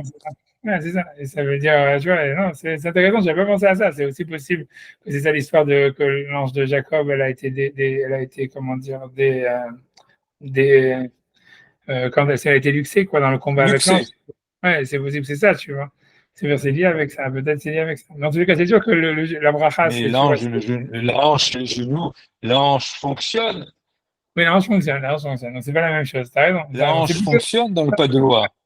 Ouais, non, c'est sûr, c'est sûr. Mais c'est sûr qu'en fait, tu vois, c'est le genou, tu vois, c'est le genou qui est lié et que tu vois en général, tu vois, hein, et que tu vois, c'est la bracha, à part que c'est la bracha, tu vois, il faut réfléchir Ni à ça. Dieu, ni maître. Ni Dieu, ni maître. Peut-être ni Dieu ni maître, mais c'est, ouais, mais, ouais. Non, c'est difficile, tu vois, parce que tu vois, L'être humain comme personnage, l'être humain comme Dieu. L'être humain, c'est lui. Il nous a fait comme lui. Alors forcément, il faut pas s'étonner à ce que nous, on se prend pour lui. non, mais c'est-à-dire qu'on dit que les anges, tu Il vois, ils n'avait ont qu'à un nous accueil. faire comme une loi. Voilà, mais c'est ça, mais c'est sûr que tu as raison, parce que la différence entre les anges et les êtres humains, c'est que les anges, ils ont pas de genoux, tu vois. Il y a marqué Vraglem, Regal Yeshara, leur pied, c'est un pied tout droit, tu vois. Mm. Et d'après, tu vois voilà, que les hommes, ils ont des genoux, Ouais, tu vois. C'est pour ouais, ça que ouais. on dit Kalash, Kalash, etc. Et bon, il faut réfléchir à ça, qu'est-ce que ça veut dire. Mais ça veut dire, parce que c'est vrai que dans le combat de Jacob avec l'ange, il y a marqué aussi, tu vois, ça veut dire, ok, mais il y a marqué que c'est l'ange de Jacob qui a été comment dire, déboîté. Mais en fait, quand tu regardes dans Rachid là-bas, il dit, il a touché ceux qui soutiennent la Torah, Tomkre Torah, ceux qui soutiennent la Torah. Et quand tu regardes quand tu regardes dans la Gemara, quand on est Tamchet Torah, on appelle ceux-là qui soutiennent la Torah, ceux qui soutiennent les genoux des Talmidei Chachamim qui tremblent. Tamchet Rabbanan des Chili. Ça veut dire on dit que tu vois que si tu veux, les genoux des Talmidei Chachamim, ils tremblent naturellement. Ça veut dire, ils ont jamais, tu vois, ils n'ont pas de stabilité dans ce monde-là, donc il y a besoin qu'il y ait des gens qui soutiennent la Torah. Ça veut dire qu'ils vont soutenir les genoux des Talmidei Chachamim qui tremblent. Et c'est clair, tu vois que, voilà, si tu veux dire en fait que dans le nazisme, c'est lié avec le combat de Esav, de l'ange de Esav avec Jacob et tout ça, etc., c'est possible qu'il y ait une signification là-dedans. Tu vois, mais voilà, je pense que, je pense que c'est lié avec l'histoire. Il faut regarder l'histoire des anges, tu vois, Raglem, Regal Yeshara, et cette histoire-là, tu vois, parce que tu vois, ouais, parce que tu vois, même Yachar, c'est Yishurun, c'est comme Israël, mais tu vois bien que Yaakov, c'est le contraire, tu vois, c'est la torsion, tu vois, quand c'est le genou, même si c'est pas le genou, tu vois, c'est la hanche, tu vois, c'est la cheville, mais c'est les articulations, tu vois, c'est toute cette histoire-là, tu vois, donc il y a une faiblesse dans l'articulation, et si tu veux, c'est là où il y avait une sorte de combat, tu vois. Mais bon, mais tu vois, mais je sais, ouais.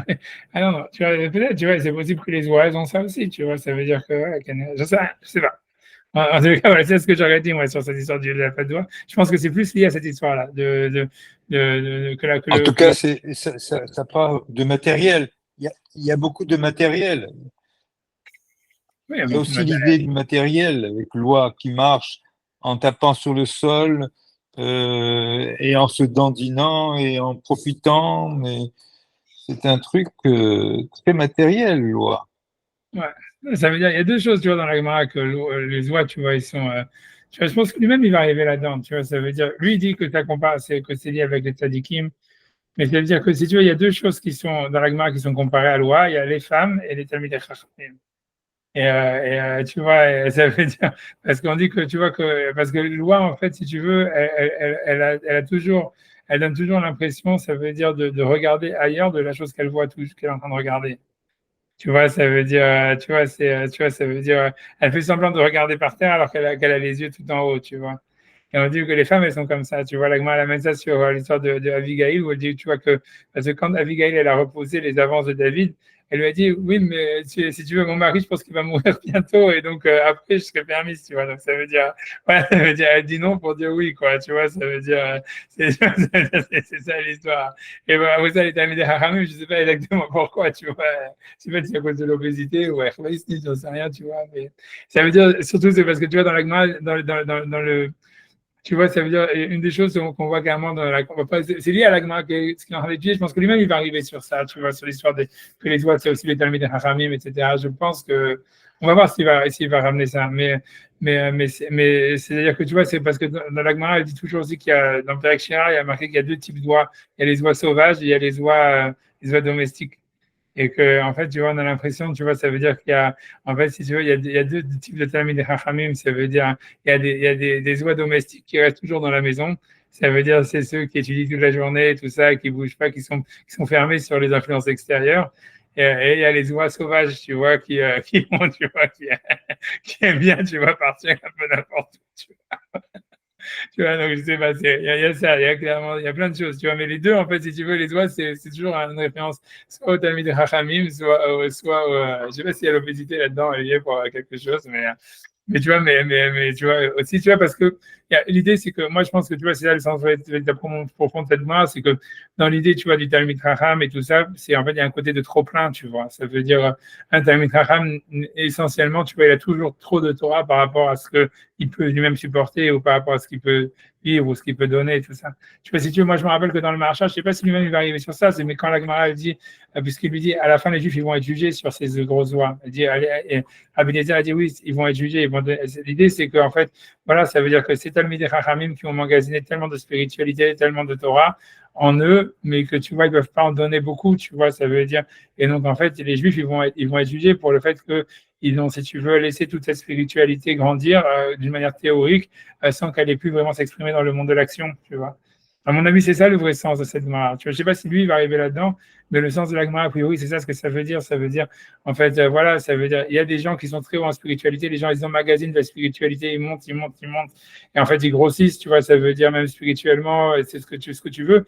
Mais pourquoi, en fait, ils grossissent? C'est parce qu'ils ne peuvent pas, en fait, ils emmagasinent de l'énergie, tu vois, de l'huile et tout ce que tu veux, qui normalement tu vois, devrait apporter tu vois, quelque chose, tu vois, devrait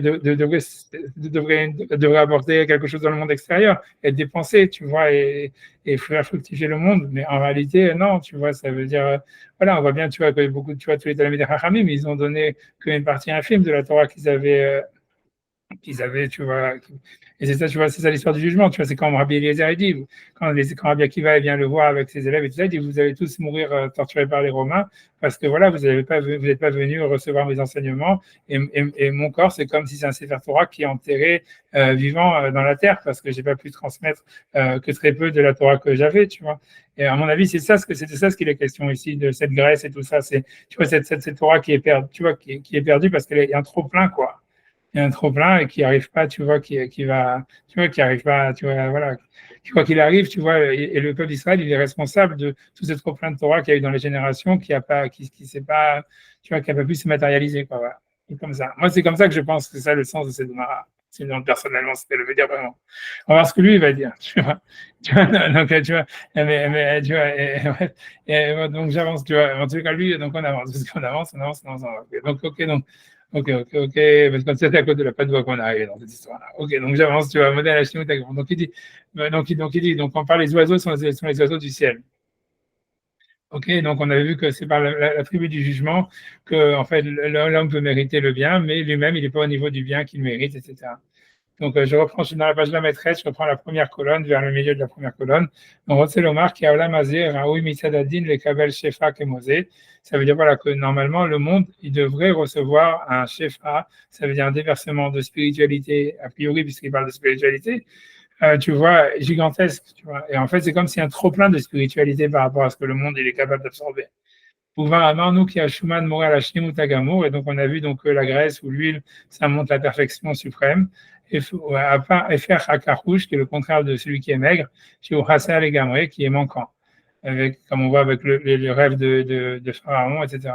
Les Kajer Hagoufou Shalem, et lorsque le corps est entier, Mister Kim Anotsot, donc ça veut dire les plumes, elles s'en vont, comme chez Asearot, comme les cheveux, chez Am Gidelim, Kachayesh Kichishut, où les cheveux, en fait, ils grandissent plus chez les gens maigres. Qu'est-ce quand le verset dit Misérable, ça veut dire les cheveux de la famine. Ça veut dire, ouais, c'est un passouk c'est vrai, comment ça s'appelle, dans la Torah, dans les malédictions, quoi, que quand il y a la famine, les gens, ils sont plus poilus. Va farzer, tu vois, c'est comme ça, c'est ce qui a marqué. C'est marqué dans le passouk, tu vois. Tu vois, non, mais c'est vrai, peu importe, c'est clair, c'est parce que les hormones, elles se perdent dans la graisse, quoi, c'est tout, tu vois. Et farzer, yeshgan silouk assez haute. Et donc c'est pour ça le contraire, il est que quand quelqu'un est grossi, il perd ses cheveux, kacha dava bishnemut, et ça, mais selon lui, c'est ce que c'est la perfection, c'est être chauve et sans cheveux.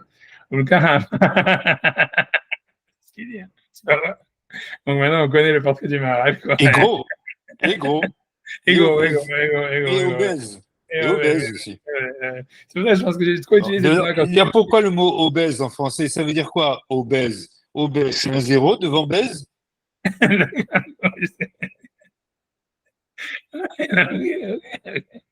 Au gars, Hamar, les Shamtik, il a failli C'est un ou Mishminaïou. compensatoire.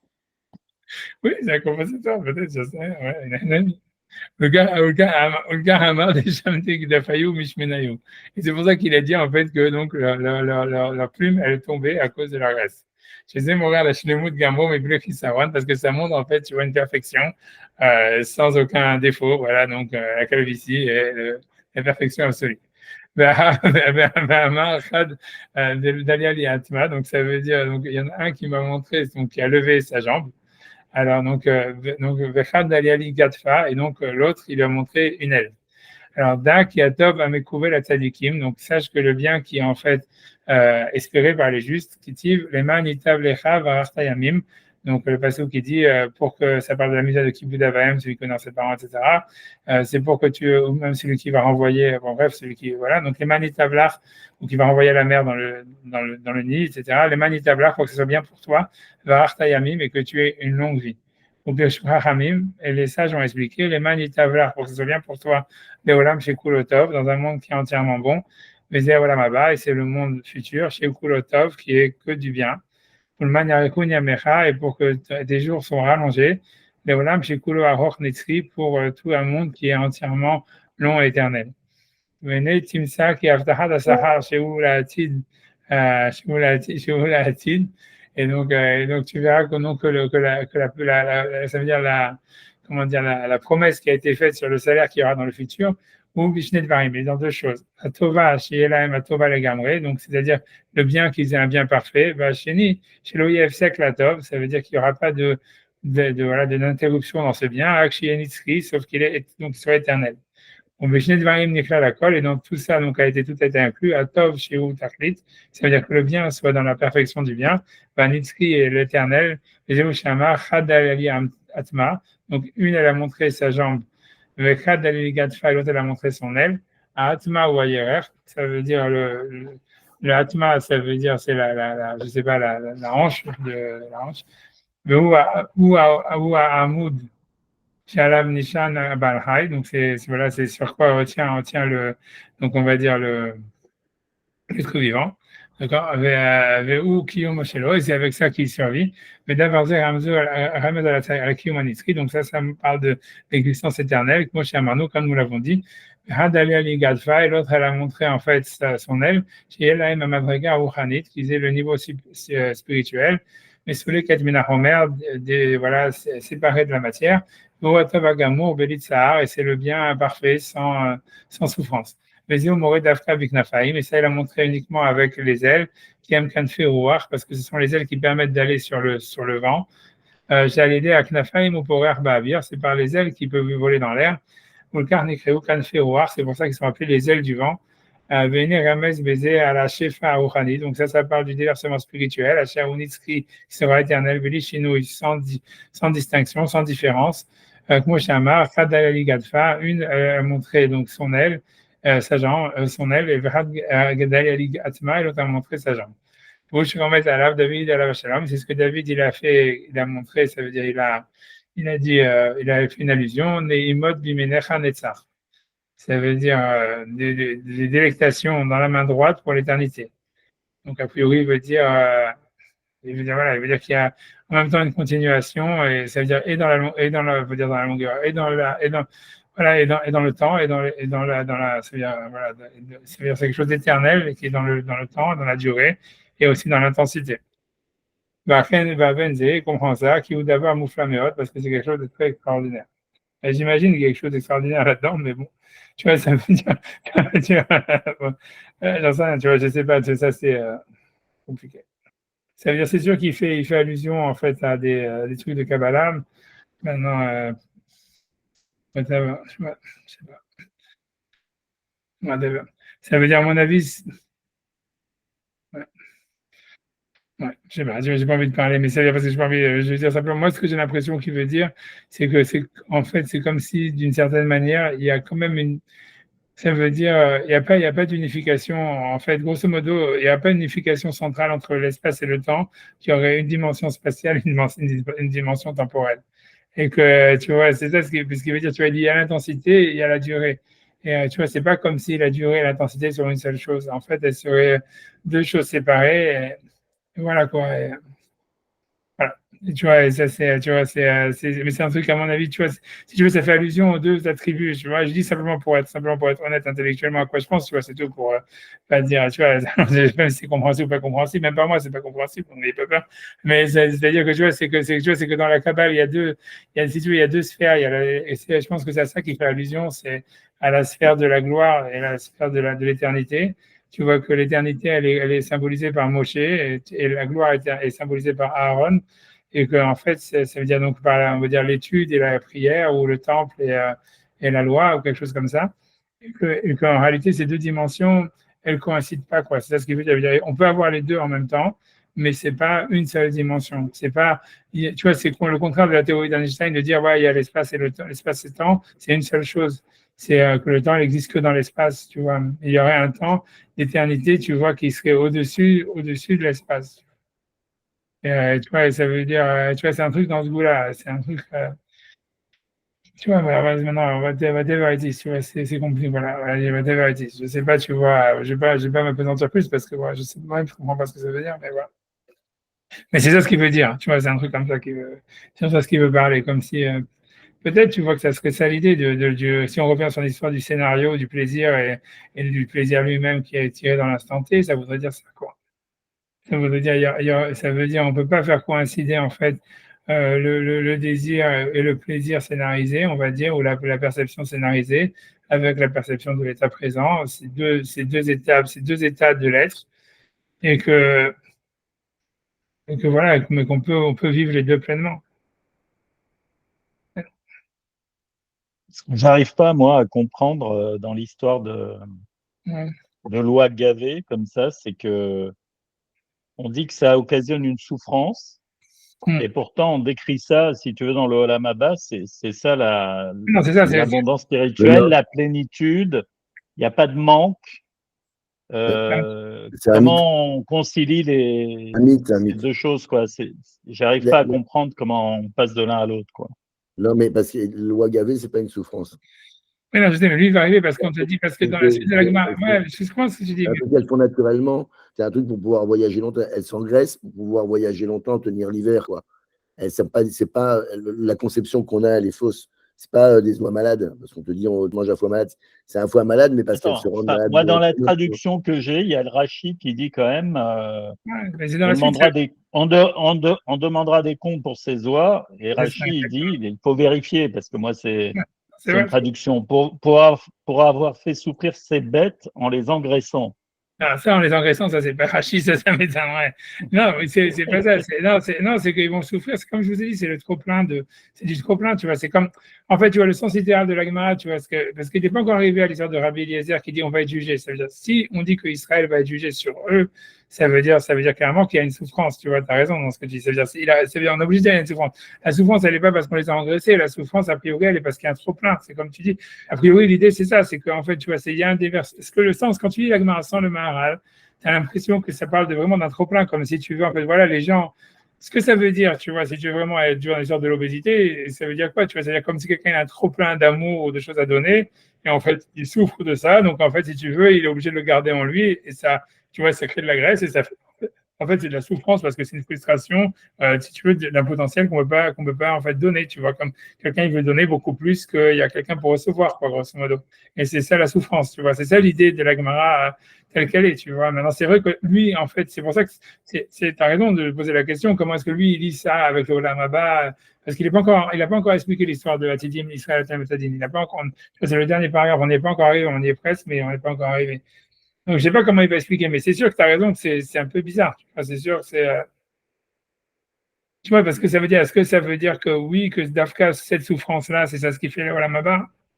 C'est possible, tu vois aussi. C'est possible que tu vois que dans le Olam Haba, il y a aussi un lien d'avoir supporté de la souffrance, tu vois. Ça veut dire d'avoir supporté une souffrance, si tu veux, spirituelle. C'est possible que ça aussi, ça fait du Olam Haba. Tu vois, c'est. C'est catho, hein. Comment? C'est très catho comme idée. Ouais, c'est très cadeau, mais c'est ça, je sais pas, parce que c'est lui qui veut lier avec ça. Je sais pas, on va voir comment lui va faire, mais ouais, c'est très cadeau. Comme tu dis, c'est très cadeau, mais c'est possible, tu vois. Je sais pas, tu vois, C'est pour ça que l'image du trop-plein, elle est beaucoup plus intéressante. Dire que tu souffres bien. Ouais, non, mais c'est parce que l'idée du trop-plein, effectivement, ça t'empêche peut-être de communiquer ou ça bloque à un certain niveau la capacité de communication, machin. C'est peut-être vrai. Enfin, ça paraît plus en phase avec ce qu'on pense, quoi. Ouais, non, je sais pas. Ouais, non, c'est sûr, mais tu vois, on a l'impression que c'est possible, tu vois, que la frustration, elle fasse partie tu vois, si tu veux, du Olam Haba, quoi. Tu vois,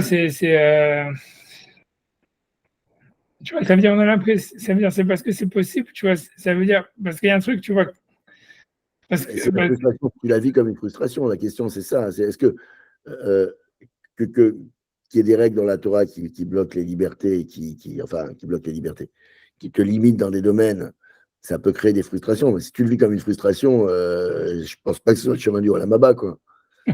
Justement, transformer en quelque chose de positif qui va t'emmener au Olam Haba. Si tu penses que tu vis ces interdits comme des frustrations, bah, change de religion, gars. C'est pas bon, quoi. C'est pas le bon truc, quoi. Si tu n'arrives pas à le vivre comme un plaisir, au moins pas comme un plaisir, mais comme un besoin. Ouais, je suis d'accord. Je garde la question pour l'instant, tu vois, parce que je dis, voilà, comme c'est la suite, je pense qu'on va finir le chapitre. On va finir le chapitre et on va voir, tu vois, parce qu'il va ramener cette histoire du jugement, tu vois, c'est parce que Rachid dit ça sur l'histoire de la suite où Rabbi Eliezer a dit les Juifs vont être jugés dessus. Donc, on va voir comment lui va expliquer, tu vois. Mais on va voir. Pour l'instant, tu vois, ça veut dire, c'est clair que c'est une question, tu vois, c'est clair que c'est pour ça. C'est-à-dire que quand tu lis la Gemara, tu as plus l'impression des animaux qui souffrent que des animaux qui sont en délectation, tu vois. Et lui, en fait, il a transformé ça en noix complètement nageant dans le bonheur et dans la graisse, tu vois, qui sont comme si tu c'est super des gros, on est super contents. Tu les compares à des tzadikim, à des chachamim qui en manque. Un manque à cause d'un trop-plein, tu vois. Ça, ils sont un manque à cause d'un trop-plein. Oui, enfin bon, donc un manque. Oui, c'est ça, on a l'impression qu'il y a quand même un manque quelque part, tu vois. C'est comme si, voilà, ce manque, c'est comme si quelqu'un n'arrive pas, tu vois, ça veut dire tu vois, donc à écouler, ça veut dire, parce que c'est ça, avoir de la graisse, si tu ne veux pas brûler toute l'énergie que tu as, donc tu emmagasines un potentiel qui finalement va, tu vois, peut-être tu vas pas s'écouler dans le Olam Haba, mais qui pour l'instant, dans ce monde-là, voilà. Donc ça peut être une frustration spirituelle, ça veut dire, tu vois. Ça veut dire, voilà, ça veut dire, tu vois, on n'arrive pas à aller au bout des choses, on n'arrive pas au niveau spirituel qu'on voudrait atteindre dans ce monde-là. Et donc, ça crée une frustration spirituelle. Et ça serait ça, en fait, l'idée de cette frustration qui est le Olam Haba, quoi. Tu vois, c'est un peu comme il parlait, tu vois, ça veut dire que pour que, à part, c'est comme tu dis, c'est que, à part, il faut apprendre à tirer plaisir de la spiritualité dans ce monde-là, que c'est ça le Olam Haba, mais c'est aussi l'idée de sentir une frustration du manque de spiritualité, ça veut dire de qu'on voudrait atteindre, qu'on n'arrive pas à atteindre dans ce monde-là, quoi. Il y a aussi ce côté-là, il faut qu'il y ait un manque, pour qu'il y ait du désir, pour qu'il y ait du plaisir, quoi, tu vois. Et ça doit être en même temps, on sent une satisfaction spirituelle de ce qu'on a, mais en même temps un manque par rapport à ce qu'on voudrait avoir en plus, tu vois. Comme ça. On va lire jusqu'à la fin, on va voir ce que lui va dire, tu vois. Donc il dit donc, ok, donc il dit c'est ça, Nehemot Bimenech Aletzach. Donc voilà, donc à mon avis, il fait allusion à cette histoire-là, tu vois, l'espace. Peut-être que la frustration, elle vient juste de là, qu'en fait, comme il y a une difficulté, il y a deux, comment dire, il y a deux aspects de l'être. Il y a l'aspect spatial, l'aspect temporel, dans le sens où il y aurait l'aspect de l'intensité et l'aspect en même temps de la temporalité. Ça veut dire, la temporalité, ça serait le scénario, et l'intensité, ça serait l'instant présent, et que ces deux états, ça veut dire au niveau du plaisir ou de la sensation, en fait, ils sont deux états séparés qui ne peuvent pas s'unir, donc ça créerait une frustration dans ce monde-là. C'est possible, ça aussi, tu vois. Tu vois, donc il dit, ça, mais c'est comme on parlait tout à l'heure, tu vois, c'est possible que le fait, tu vois, la difficulté qu'on a, ça veut dire on aimerait en fait avoir un plaisir scénarisé du monde et en même temps avoir un plaisir premier, tu vois, du sauvage du monde, avoir les deux. Et en fait, c'est comme si c'est impossible et donc en fait, ça crée une frustration, tu vois, qui veut dire que dans le Olam Haba, tu vois, c'est l'histoire de la jambe et de l'aile, tu vois, c'est l'aile, ça serait le truc spirituel, c'est le truc de la scénarisation et la jambe, ça serait le truc qui serait ancré dans le présent et que tu vois qui s'incruse dans la sensation présente. Tu vois, bref, tu vois, on sait rien, tu vois, c'est possible, tu vois, ça. Moi, on peut dire ça, c'est ce qu'il veut dire. Et que dans le Olam Haba, il y a une possibilité, en fait, d'unir les deux, tu vois, de vivre les deux. Donc, en tout cas, moi, j'avance. Donc, on va s'amuser chez Dvarim. Il a fait ça deux choses. Radayali Gatfa. Il y en a une, tu vois, qui a montré son aile. Radayali Atma, l'autre, elle a montré sa jambe. Le marque qui aime Shnei Dvarim et Kulakim, pour dire que ce sont deux choses différentes. Le gars, Mitrila Batma, il a commencé d'abord par la jambe. Shiva Madriga, chez Nokol Kaheliona, qui est le niveau le plus inférieur. C'est que le niveau de Aaron, du Mishkan et tout ça, etc. Donc, qui est ancré dans le présent, dans la sensation du présent. Share, Timsa, Kamadvarim, Gashmim, Pechutim, puisque tu vois beaucoup de choses matérielles qui tiennent debout, même Kamim, Gamken, et qui se tiennent debout. Le Kar, Zachar, Atma. Donc, d'abord, il a mentionné la jambe. Vahaka, Hamadriga, Shaita, Eliona. Après, c'est le niveau qui est supérieur, qui serait, à mon avis, l'éternité, qui est lié à Moshe. À Gadfa, qui est en fait l'aile. Au Torah ou FRZ. Et midi dans la Torah, c'est marqué, malgré tout, l'ordre est inversé. Et Mani Tavlach, ça veut dire d'abord, il faut que ce soit le bien. Donc, lui dit que dans la Torah, a priori, ça veut dire l'intensité, elle est plus importante que la longueur. Chez la Torah, Maskir, Aïkar, qui serait l'intensité. Ou Madrega Eliona, qui est le niveau supérieur. Kodem, d'abord. Voilà. Donc, je ne sais pas ce qu'il veut dire par là. Tu vois, on a l'impression qu'il y aurait deux points de vue. Il y aurait un point de vue où, en fait, ouais, enfin, c'est compliqué. Ça veut dire, voilà, il y a beaucoup de choses à dire sur ça, mais bon, j'ai pas envie d'entrer là-dedans parce que je me dis, voilà, j'ai déjà assez saoulé et j'ai envie d'avancer. Tu vois, ça veut dire, parce que tu vois, donc j'ai pas été, ça veut dire, ouais, voilà, je sais pas. Ça voudrait dire, grosso modo, moi, ce que je vois, c'est que ça voudrait dire qu'au niveau de l'homme, ça veut dire au niveau d'Hachem, c'est possible. Tu vois, il rentre dans l'histoire, tu vois, dans un truc assez profond, à savoir, tu vois, est-ce que c'est l'action qui est le principal ou bien c'est, tu vois, c'est la, comment dire, c'est le scénario qui sort de l'action qui est le plus important, tu vois. C'est-à-dire que quand tu regardes, tu vois, je vais dire ça très vite et je ne vais pas m'apesantir là-dedans, mais si tu veux, dans l'effet Shachaïm, il dit en fait la manière, si tu veux, la Shrina, elle descend dans le monde à travers l'action de l'homme, mais l'action de l'homme, elle est inscrite dans l'espace et dans le temps, et c'est cette action qui est importante qui va faire qu'il y aura un effet retour de descente de spiritualité dans le monde, si tu veux. Mais ce qui est, si tu veux, là, c'est l'action qui est l'importance, tu vois. C'est pour ça que tout doit être selon la halakha, selon les règles, etc. Maintenant, tu vois, ça veut dire, et ça serait en fait, ça serait un point de vue, tu vois. Ça veut dire, c'est en fait, donc, le principal du travail de l'homme, c'est pas d'essayer de monter vers Hachem, c'est plutôt de faire descendre la Shekhina dans le monde matériel à travers ses actions. Tu vois, donc, je pense ça veut dire que c'est deux points de bascule, c'est-à-dire, j'ai l'impression il fait allusion à ça ici. Il veut dire, dans la Gemara, on te parle d'abord de la jambe, après de l'aile. Tu vois, comme, tu vois, si tu veux, on parle, mais que le niveau inférieur, ça serait l'action, mais après, il y a l'aile qui est l'éternité, qui est liée à Moshe, qui est supérieur, mais que dans la Torah, on a inversé l'ordre, parce que par rapport à Hachem, ce qui est important, puisque Hachem, il est éternel, il est au-dessus du temps, ce qui est important pour lui, c'est de s'implémenter dans la matière qui est dans le temps. Donc pour la Torah, en fait, c'est l'action qui est plus importante que l'élévation spirituelle de l'homme, tu vois, c'est plus le mouvement de descente de la Shekhinah qui est important. Tu vois, du point de vue de Dieu, ce qui est important, c'est que la Shekhinah descende sur terre. Du point de vue de l'homme, c'est plus important, en fait, de monter vers Hachem. Et donc, en fait, tu vois, ça fait une inversion des valeurs. Ça veut dire, c'est-à-dire que pour la Torah, c'est plus important, par exemple, qu'il y ait le Beth Amikdash ou des choses comme ça, parce que ça serait une réalisation de la présence d'Hachem dans le monde matériel de l'histoire. Alors que pour l'homme, ce qui est le plus important, c'est l'élévation spirituelle, etc. Et le Beth Amikdash, ça serait qu'un ustensile pour s'élever vers Hachem, tu vois. Voilà, j'avance, tu vois. Moi, j'avance. Tu vois, parce que tu es en mute, Thierry, je sais pas à qui tu parles, mais moi, je sais pas. Je comprends pas l'inversion. Les mains tablach, ça parce que c'est. lui, il veut dire que lui veut dire que le yitavlach, tu vois, c'est-à-dire, quand tu lis dans le passage, il dit comme ça, il dit en fait, il dit dans la Gemara, on a pris d'abord le niveau, tu vois, de la jambe, tu vois. Ok. Et après ça, il dit, après ça, on te parle de l'aile, tu vois. Oui. Et ouais, t'as raison qu'en fait. C'est pas évident, c'est quoi qui est spirituel et matériel là-dedans? Le main tablach, ça a l'air matériel.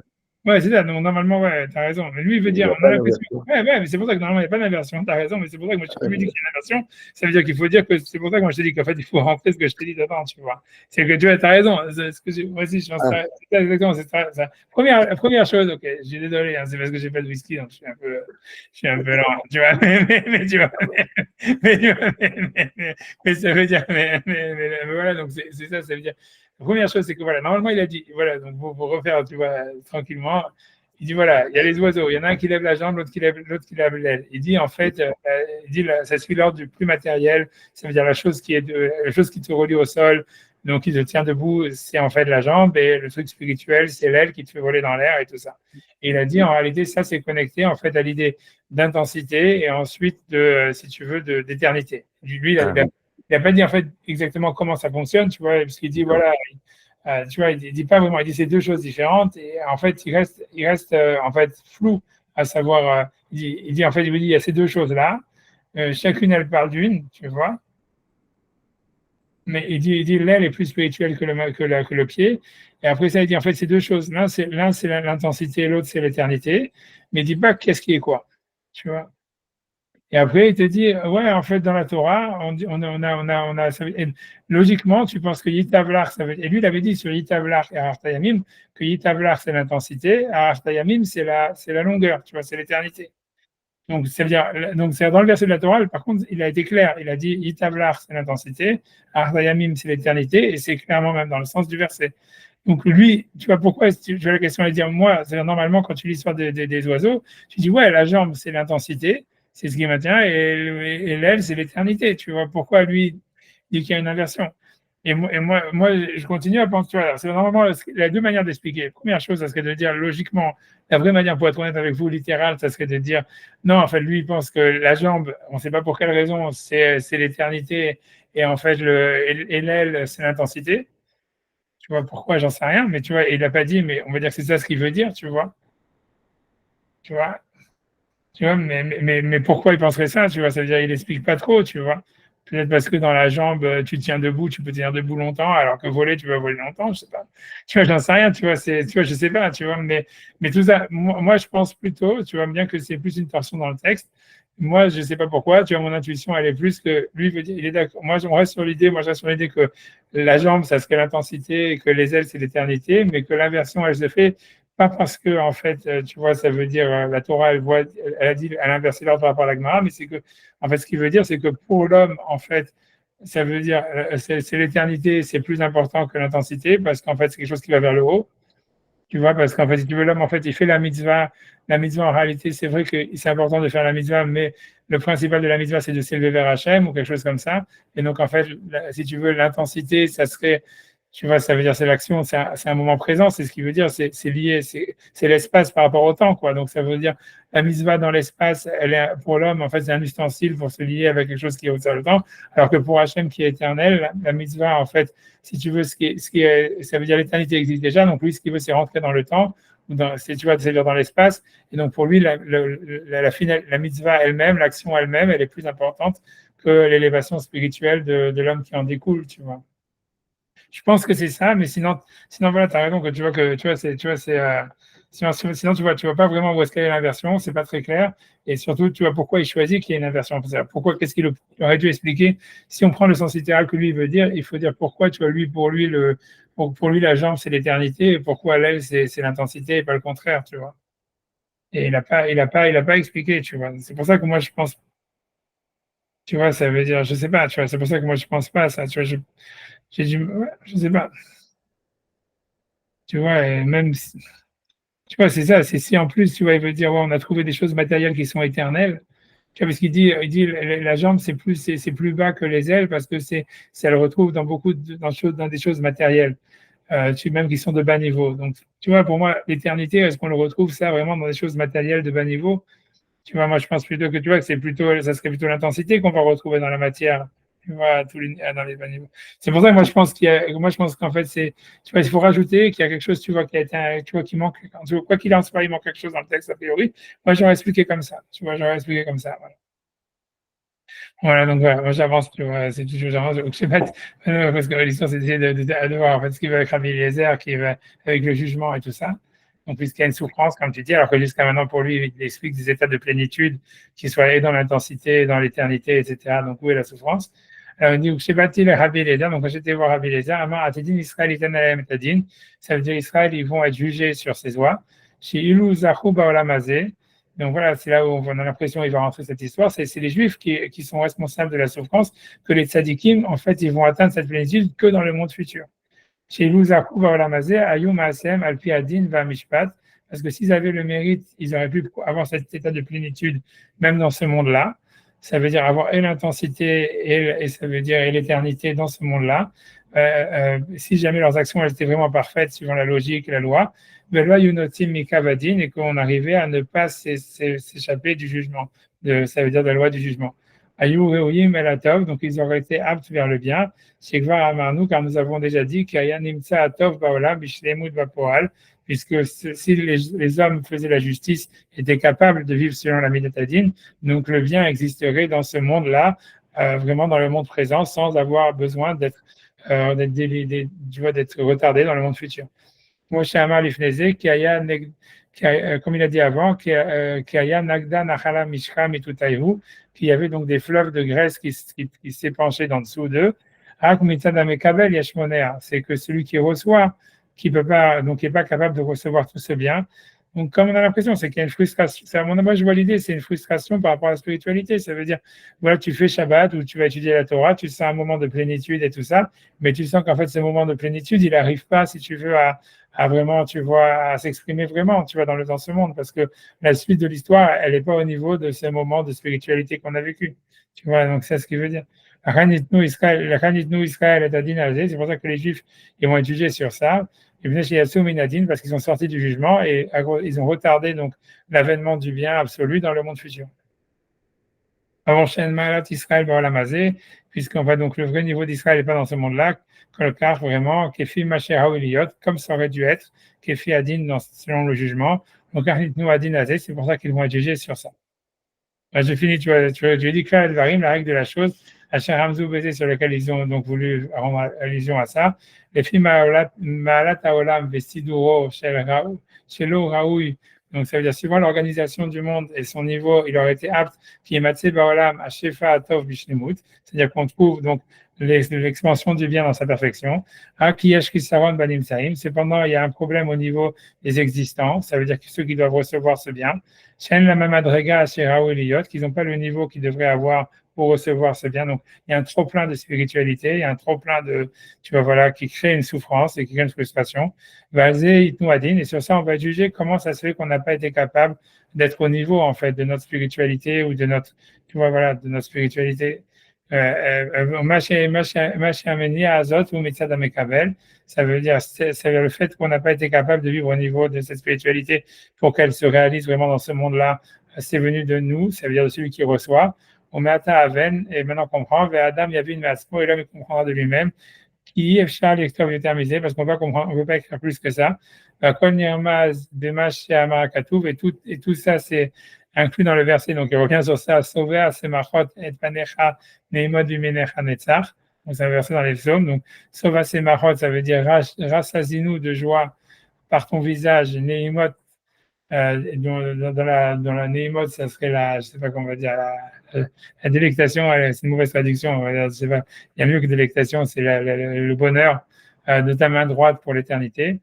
Keneged Aneimut, donc par rapport à la délectation, on va dire, Amar Chad Dalia Vigadfa, donc il a dit qu'une a montré son aile, Beneged Anetzach, donc là, il le dit clairement que pour lui, c'est l'éternité, c'est en fait, c'est Chad Dalia Atma, c'est la jambe qui est liée à l'éternité. Vavenze, il comprend ça. Udvarim Elou Edim Benemanim, et ces choses-là, elles sont donc des témoins véridiques, mais Edim Magidim d'Ivrei Emet, voilà, qui témoignent du récit des paroles de vérité, Yosher al-Godel Chormatam Vasagatam, sur la grandeur de leur sagesse et de leur perception, Valil Adam Asaga Zadktana, et qu'un homme, il ne doit pas voir cette perception comme quelque chose de petit, qui est Amasaga Dvarim Amukim Meod, parce que c'est la perception des choses très profondes, Vehu Meid ala Fagat HaChorma Shayu le Israël, et ça montre en fait l'extraordinaire, on va dire, l'extraordinaire sagesse qu'il y avait pour les sages d'Israël. Le terme misé à la Melitza Yikare chez Bidivrehem, la Melitza Yikara chez Bidivrehem, ça veut dire plus que ça ça veut dire dans les allusions, voilà, chéries qu'il y a dans leurs paroles. Chez Kol Asher Amarnu Adata, que tout ce que nous avons dit jusqu'à maintenant, Klalou Otam et Melitza Yikara, ils l'ont inclus dans ce Ketzara Nirvedet Meod, ça veut dire dans cette parabole très courte, voilà. Kacha itena Adam el libo, ça veut dire comme un homme il mettra sur son cœur. Nom melitza bekol dibo bedibo sheba, dans l'importance de cette parabole dans chaque mot et mot qu'il y a à l'intérieur. Bekol kavanatam les shevach ou le faire bourré veyotse akol. Toute l'intention était de glorifier, de donner de la gloire au Créateur de tout. Veine bien nous le chaizem et amarim. On t'a expliqué certains passages. Ken la rechol amarim, parce qu'on va expliquer tous les passages. Shem Nelamim Mibne Adam, qui sont cachés des êtres humains. Vemizakenu Hashem Idbarach Hilber Shar Amamarim. Ici, Hashem nous permet, on va pouvoir expliquer les autres passages. Anelamim, qui sont cachés. Bechal Mamaria Talmud, qui sont dans les autres passages du Talmud. On a l'impression qu'il disait que dans ce passage-là, il a résumé tout ce qu'il a dit avant dans le livre. Tu vois, ça, c'est encore une fois. Ça reprend l'idée qu'il avait tout au début de dire que tout ça, c'est le Mékabel. Tout dépend du Mékabel et que, comme on n'est pas raouille à être Mékabel beaucoup, ben on Mékabel ce qu'on peut. Enfin, c'est exactement l'idée qu'il y avait au début du livre, effectivement. Parce que tu vois, toujours, il revient sur l'histoire de Netzar, que c'était l'histoire de Moshe. Mais ici, je pense que dans le Be'er Hameshi, puisqu'on a vu que le quatrième sphère, c'est Netzar, c'est sûr, tu vois, c'est l'éternité, mais que la cinquième, c'est Hod, c'est la gloire, tu vois, c'est de ça ce qu'on est en train de parler ici aussi. Tu vas introduire l'histoire, tu vois, de l'intensité, tu vois, de Aaron, si tu veux, du temple, de la réalisation de la spiritualité dans ce monde-là, tu vois. Que ça, c'est l'attribut de la gloire, et c'est à ça ce qui fait allusion ici. Maintenant, whatever, tu vois, ça veut dire, voilà. Mais je pense qu'il veut dire peut-être que la frustration, elle vient qu'il y a une incapacité pour les deux choses à communiquer vraiment ensemble, et que c'est que dans le Olam Haba où elles peuvent communiquer vraiment, enfin, hein. Dans le début du livre, on a l'impression qu'il parlait de Dieu et des hommes qui pouvaient recevoir que ça. Là, l'impression qu'ils passent au niveau des Chachamim. C'est-à-dire que Chachamim, ils ont quelque chose à donner et qu'on ne serait pas capable de le recevoir, puisqu'en fait, ça, c'est moi qui ai rajouté. Pas qu'il descende d'un niveau, mais qu'il met à un niveau plus humain, quoi. Ouais, ça c'est moi qui ai rajouté, parce que tu vois, en fait, lui, il n'a pas rentré ça. Lui, il a dit, c'est les tzadikim, c'est les neshamot, tu vois, du peuple d'Israël, pour lui, tu vois, il met les oies comme étant n'importe quel juif, qui en fait vient un trop-plein de spiritualité qu'il n'arrive pas en fait à réaliser dans ce monde-là, tu vois. Oui, mais c'est vrai que dans l'Agma, on dit que la Vazim, c'est pour dire que ça symbolise les Talmid HaChachamim, etc. Mais c'est moi qui ai rajouté, tu vois, lui, il n'a pas mis ça dans son texte. Tu vois, c'est dans le Rashbam, tu vois, je pense que ça, c'est dans Rashi, dans Rashbam, comme ils ont cité. Quand tu regardes dans la Gemara là-bas, tu verras que je pense que c'est le Rashbam, tu vois, qui rajoute cette histoire-là, qui dit, en fait, c'est les Talmid HaChachamim, qu'en fait, ils n'ont pas pu transmettre leur Torah, mais c'est pas dans le texte, tu vois, ça, c'est moi qui l'ai dit. Je pense pas que je l'ai pas vu en tous les cas. Peut-être c'est aussi parce que, comme je dis, j'ai pas d'alcool, donc je peux faire des erreurs, mais j'ai pas vu, en fait, dans le texte, je pense pas qu'il le dit, tu vois.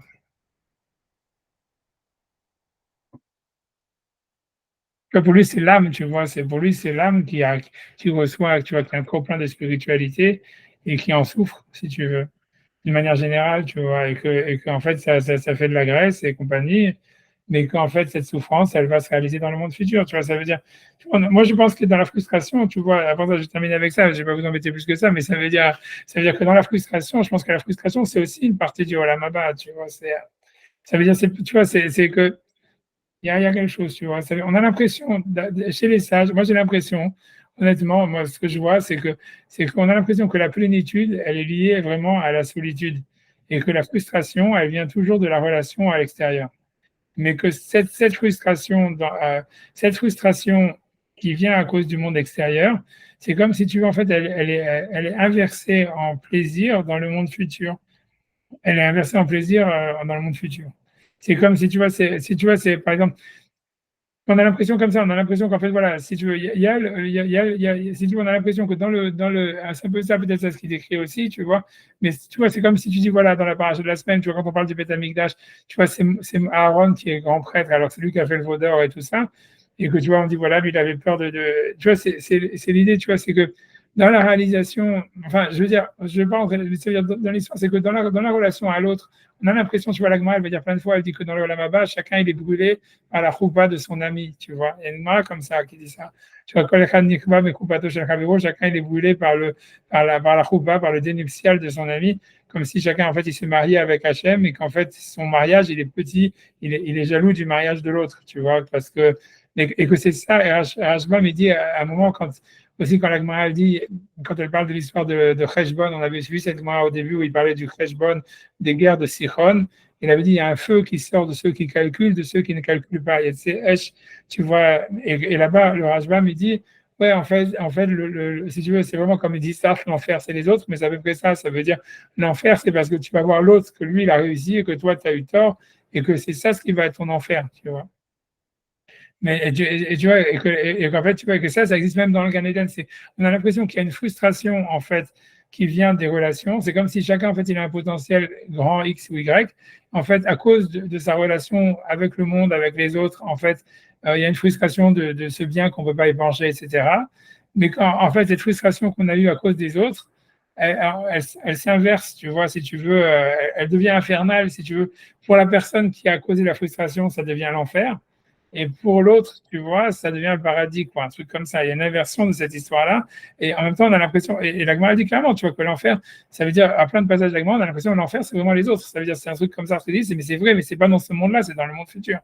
Ça veut dire que tu vois il y a une frustration et qu'en fait, mais ici, on a l'impression qu'on est en train de nous parler de ce rapport à la frustration qu'il y a dans ce monde-là et qui, en fait, si tu veux, qui s'inverse, tu vois, ça veut dire, qui s'inverse dans le monde futur, quoi.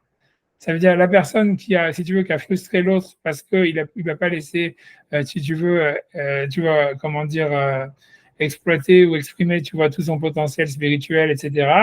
En fait, c'est elle qui va être jugée dans le monde futur, tu vois, pour avoir fait ça. Alors que pour l'instant, dans ce monde-là, c'est la personne qui souffre de la frustration qui est dans la souffrance, tu vois, un truc comme ça, qui a une inversion de la souffrance. J'ai l'impression de ça. Mais en tous les cas, c'est clair que toute la frustration, moi, j'ai l'impression à chaque fois que la frustration, elle est beaucoup liée dans la relation à l'autre. Et que ça c'est quelque chose qui reste présent dans le monde futur. Mais sauf que ça s'inverse ou des choses pareilles. Tu vois, j'ai une impression comme ça. Tu vois, ça veut dire, je sais pas si vous voulez lire la première ligne du passage d'après pour qu'on ne fasse pas comme la dernière fois, on a oublié de le faire. Ça, c'est pour cette histoire. Thierry, le pauvre qui s'est saoulé avec un histoire sur le plaisir et le désir. On voyait vraiment à la tête, c'est sûr, c'était la frustration ou le désespoir. Non, mais Dafka, c'est un sujet qui m'intéresse. Je ne sais pas pourquoi je n'ai pas accroché. Ok. On en parlait encore avec ma fille ce matin. Ça, non, c'est pas que ça ne m'intéresse pas, mais là, je n'ai pas accroché. Ok, d'accord, tu vas bien avancer avec donc dans 10 secondes. Donc, je pense qu'on est dans le guide. Non. 44. 44. Ok, avec 2 secondes. On lit ça, après je vous laisse tranquille. Franchement, j'arrête parce que si j'ai de délirer, c'est bon. Je vais aller m'acheter une bouteille. Bon amour. Il n'est jamais trop tard pour bien faire. Bon amour, donc la personne a dit bon amour, donc ils ont dit donc Kinimtsa Betalmud Varim Losh Shem Varim Shen Vamash, donc ce ne sont pas des choses du Talmud, qui ne sont pas des choses qui n'ont pas lieu d'être. Akien Raoui la dame les Daber Otam, et que les hommes ne devraient pas dire. Mais quand Sheken Shiyon et Tunim Besefer, qu'il ne fallait pas les mettre dans un livre, qui aime Varim chez les Gnaïs, c'est des choses négatives. Avec Asohar Atapoalim, donc dans le chapitre de celui qui lui est des employés. Amra Ha'i Matronita, et Rabbi Ishmael a dit cette femme importante, ça veut dire c'était une femme romaine, a priori, qui avait un pouvoir, quoi. Rabbi aussi, Rabbi Eliezer, Rabbi Shimon, Benechem, Benam Shelachem. Ah ouais, ça continue sur l'obésité. Tu vois, ça parle justement du truc de Sylvain avec zéro obèse. Tu vois, ouais, c'est un super teaser pour la semaine prochaine, bon, d'accord. Okay, okay. Tu vois, donc, elle a dit cette femme-là à Ishmael, tu vois, ça veut dire Benechem, Benam Shelachem, vos enfants ne sont pas au-dessus de vous. Puis rouge, j'écris ça Maya Gadol, c'est parce qu'ils étaient tellement gros. Kolkar, Hachan, Yecholim, Nistakim, Nishotem, donc c'est impossible qu'en fait ils puissent avoir des relations avec leurs femmes. Là, et ils ont dit Kiaish Kigurato, ça veut dire la force d'érection d'un homme, elle est proportionnelle à son ventre. Mais avant toi que t'as pas ça, donc j'arrête ici quand même, je vais me présenter sur les sujets trop vastes là. Je vais regarder ça pour ça va être donc on va parler de l'obésité et la sexualité encore, tu vois, un sujet qui sont passionnés. Ok, d'accord. Il va prendre de l'avance, il va se. Ouais, bah faut s'occuper, c'est sûr. C'est étonnant. Même moi, pour l'obésité, j'ai pas mal d'idées. C'est quoi sur l'obésité? Moi, je suis plus d'expérience que lui. Bon, allez. Et aussi lundi pour le cours sur le lundi. Ah oui, lundi, c'est Rosh Chodesh. Ouais, ok. Ah, c'est Rosh Chodesh en plus, voilà. C'est Rosh Chodesh. Shalom. N'hésitez pas à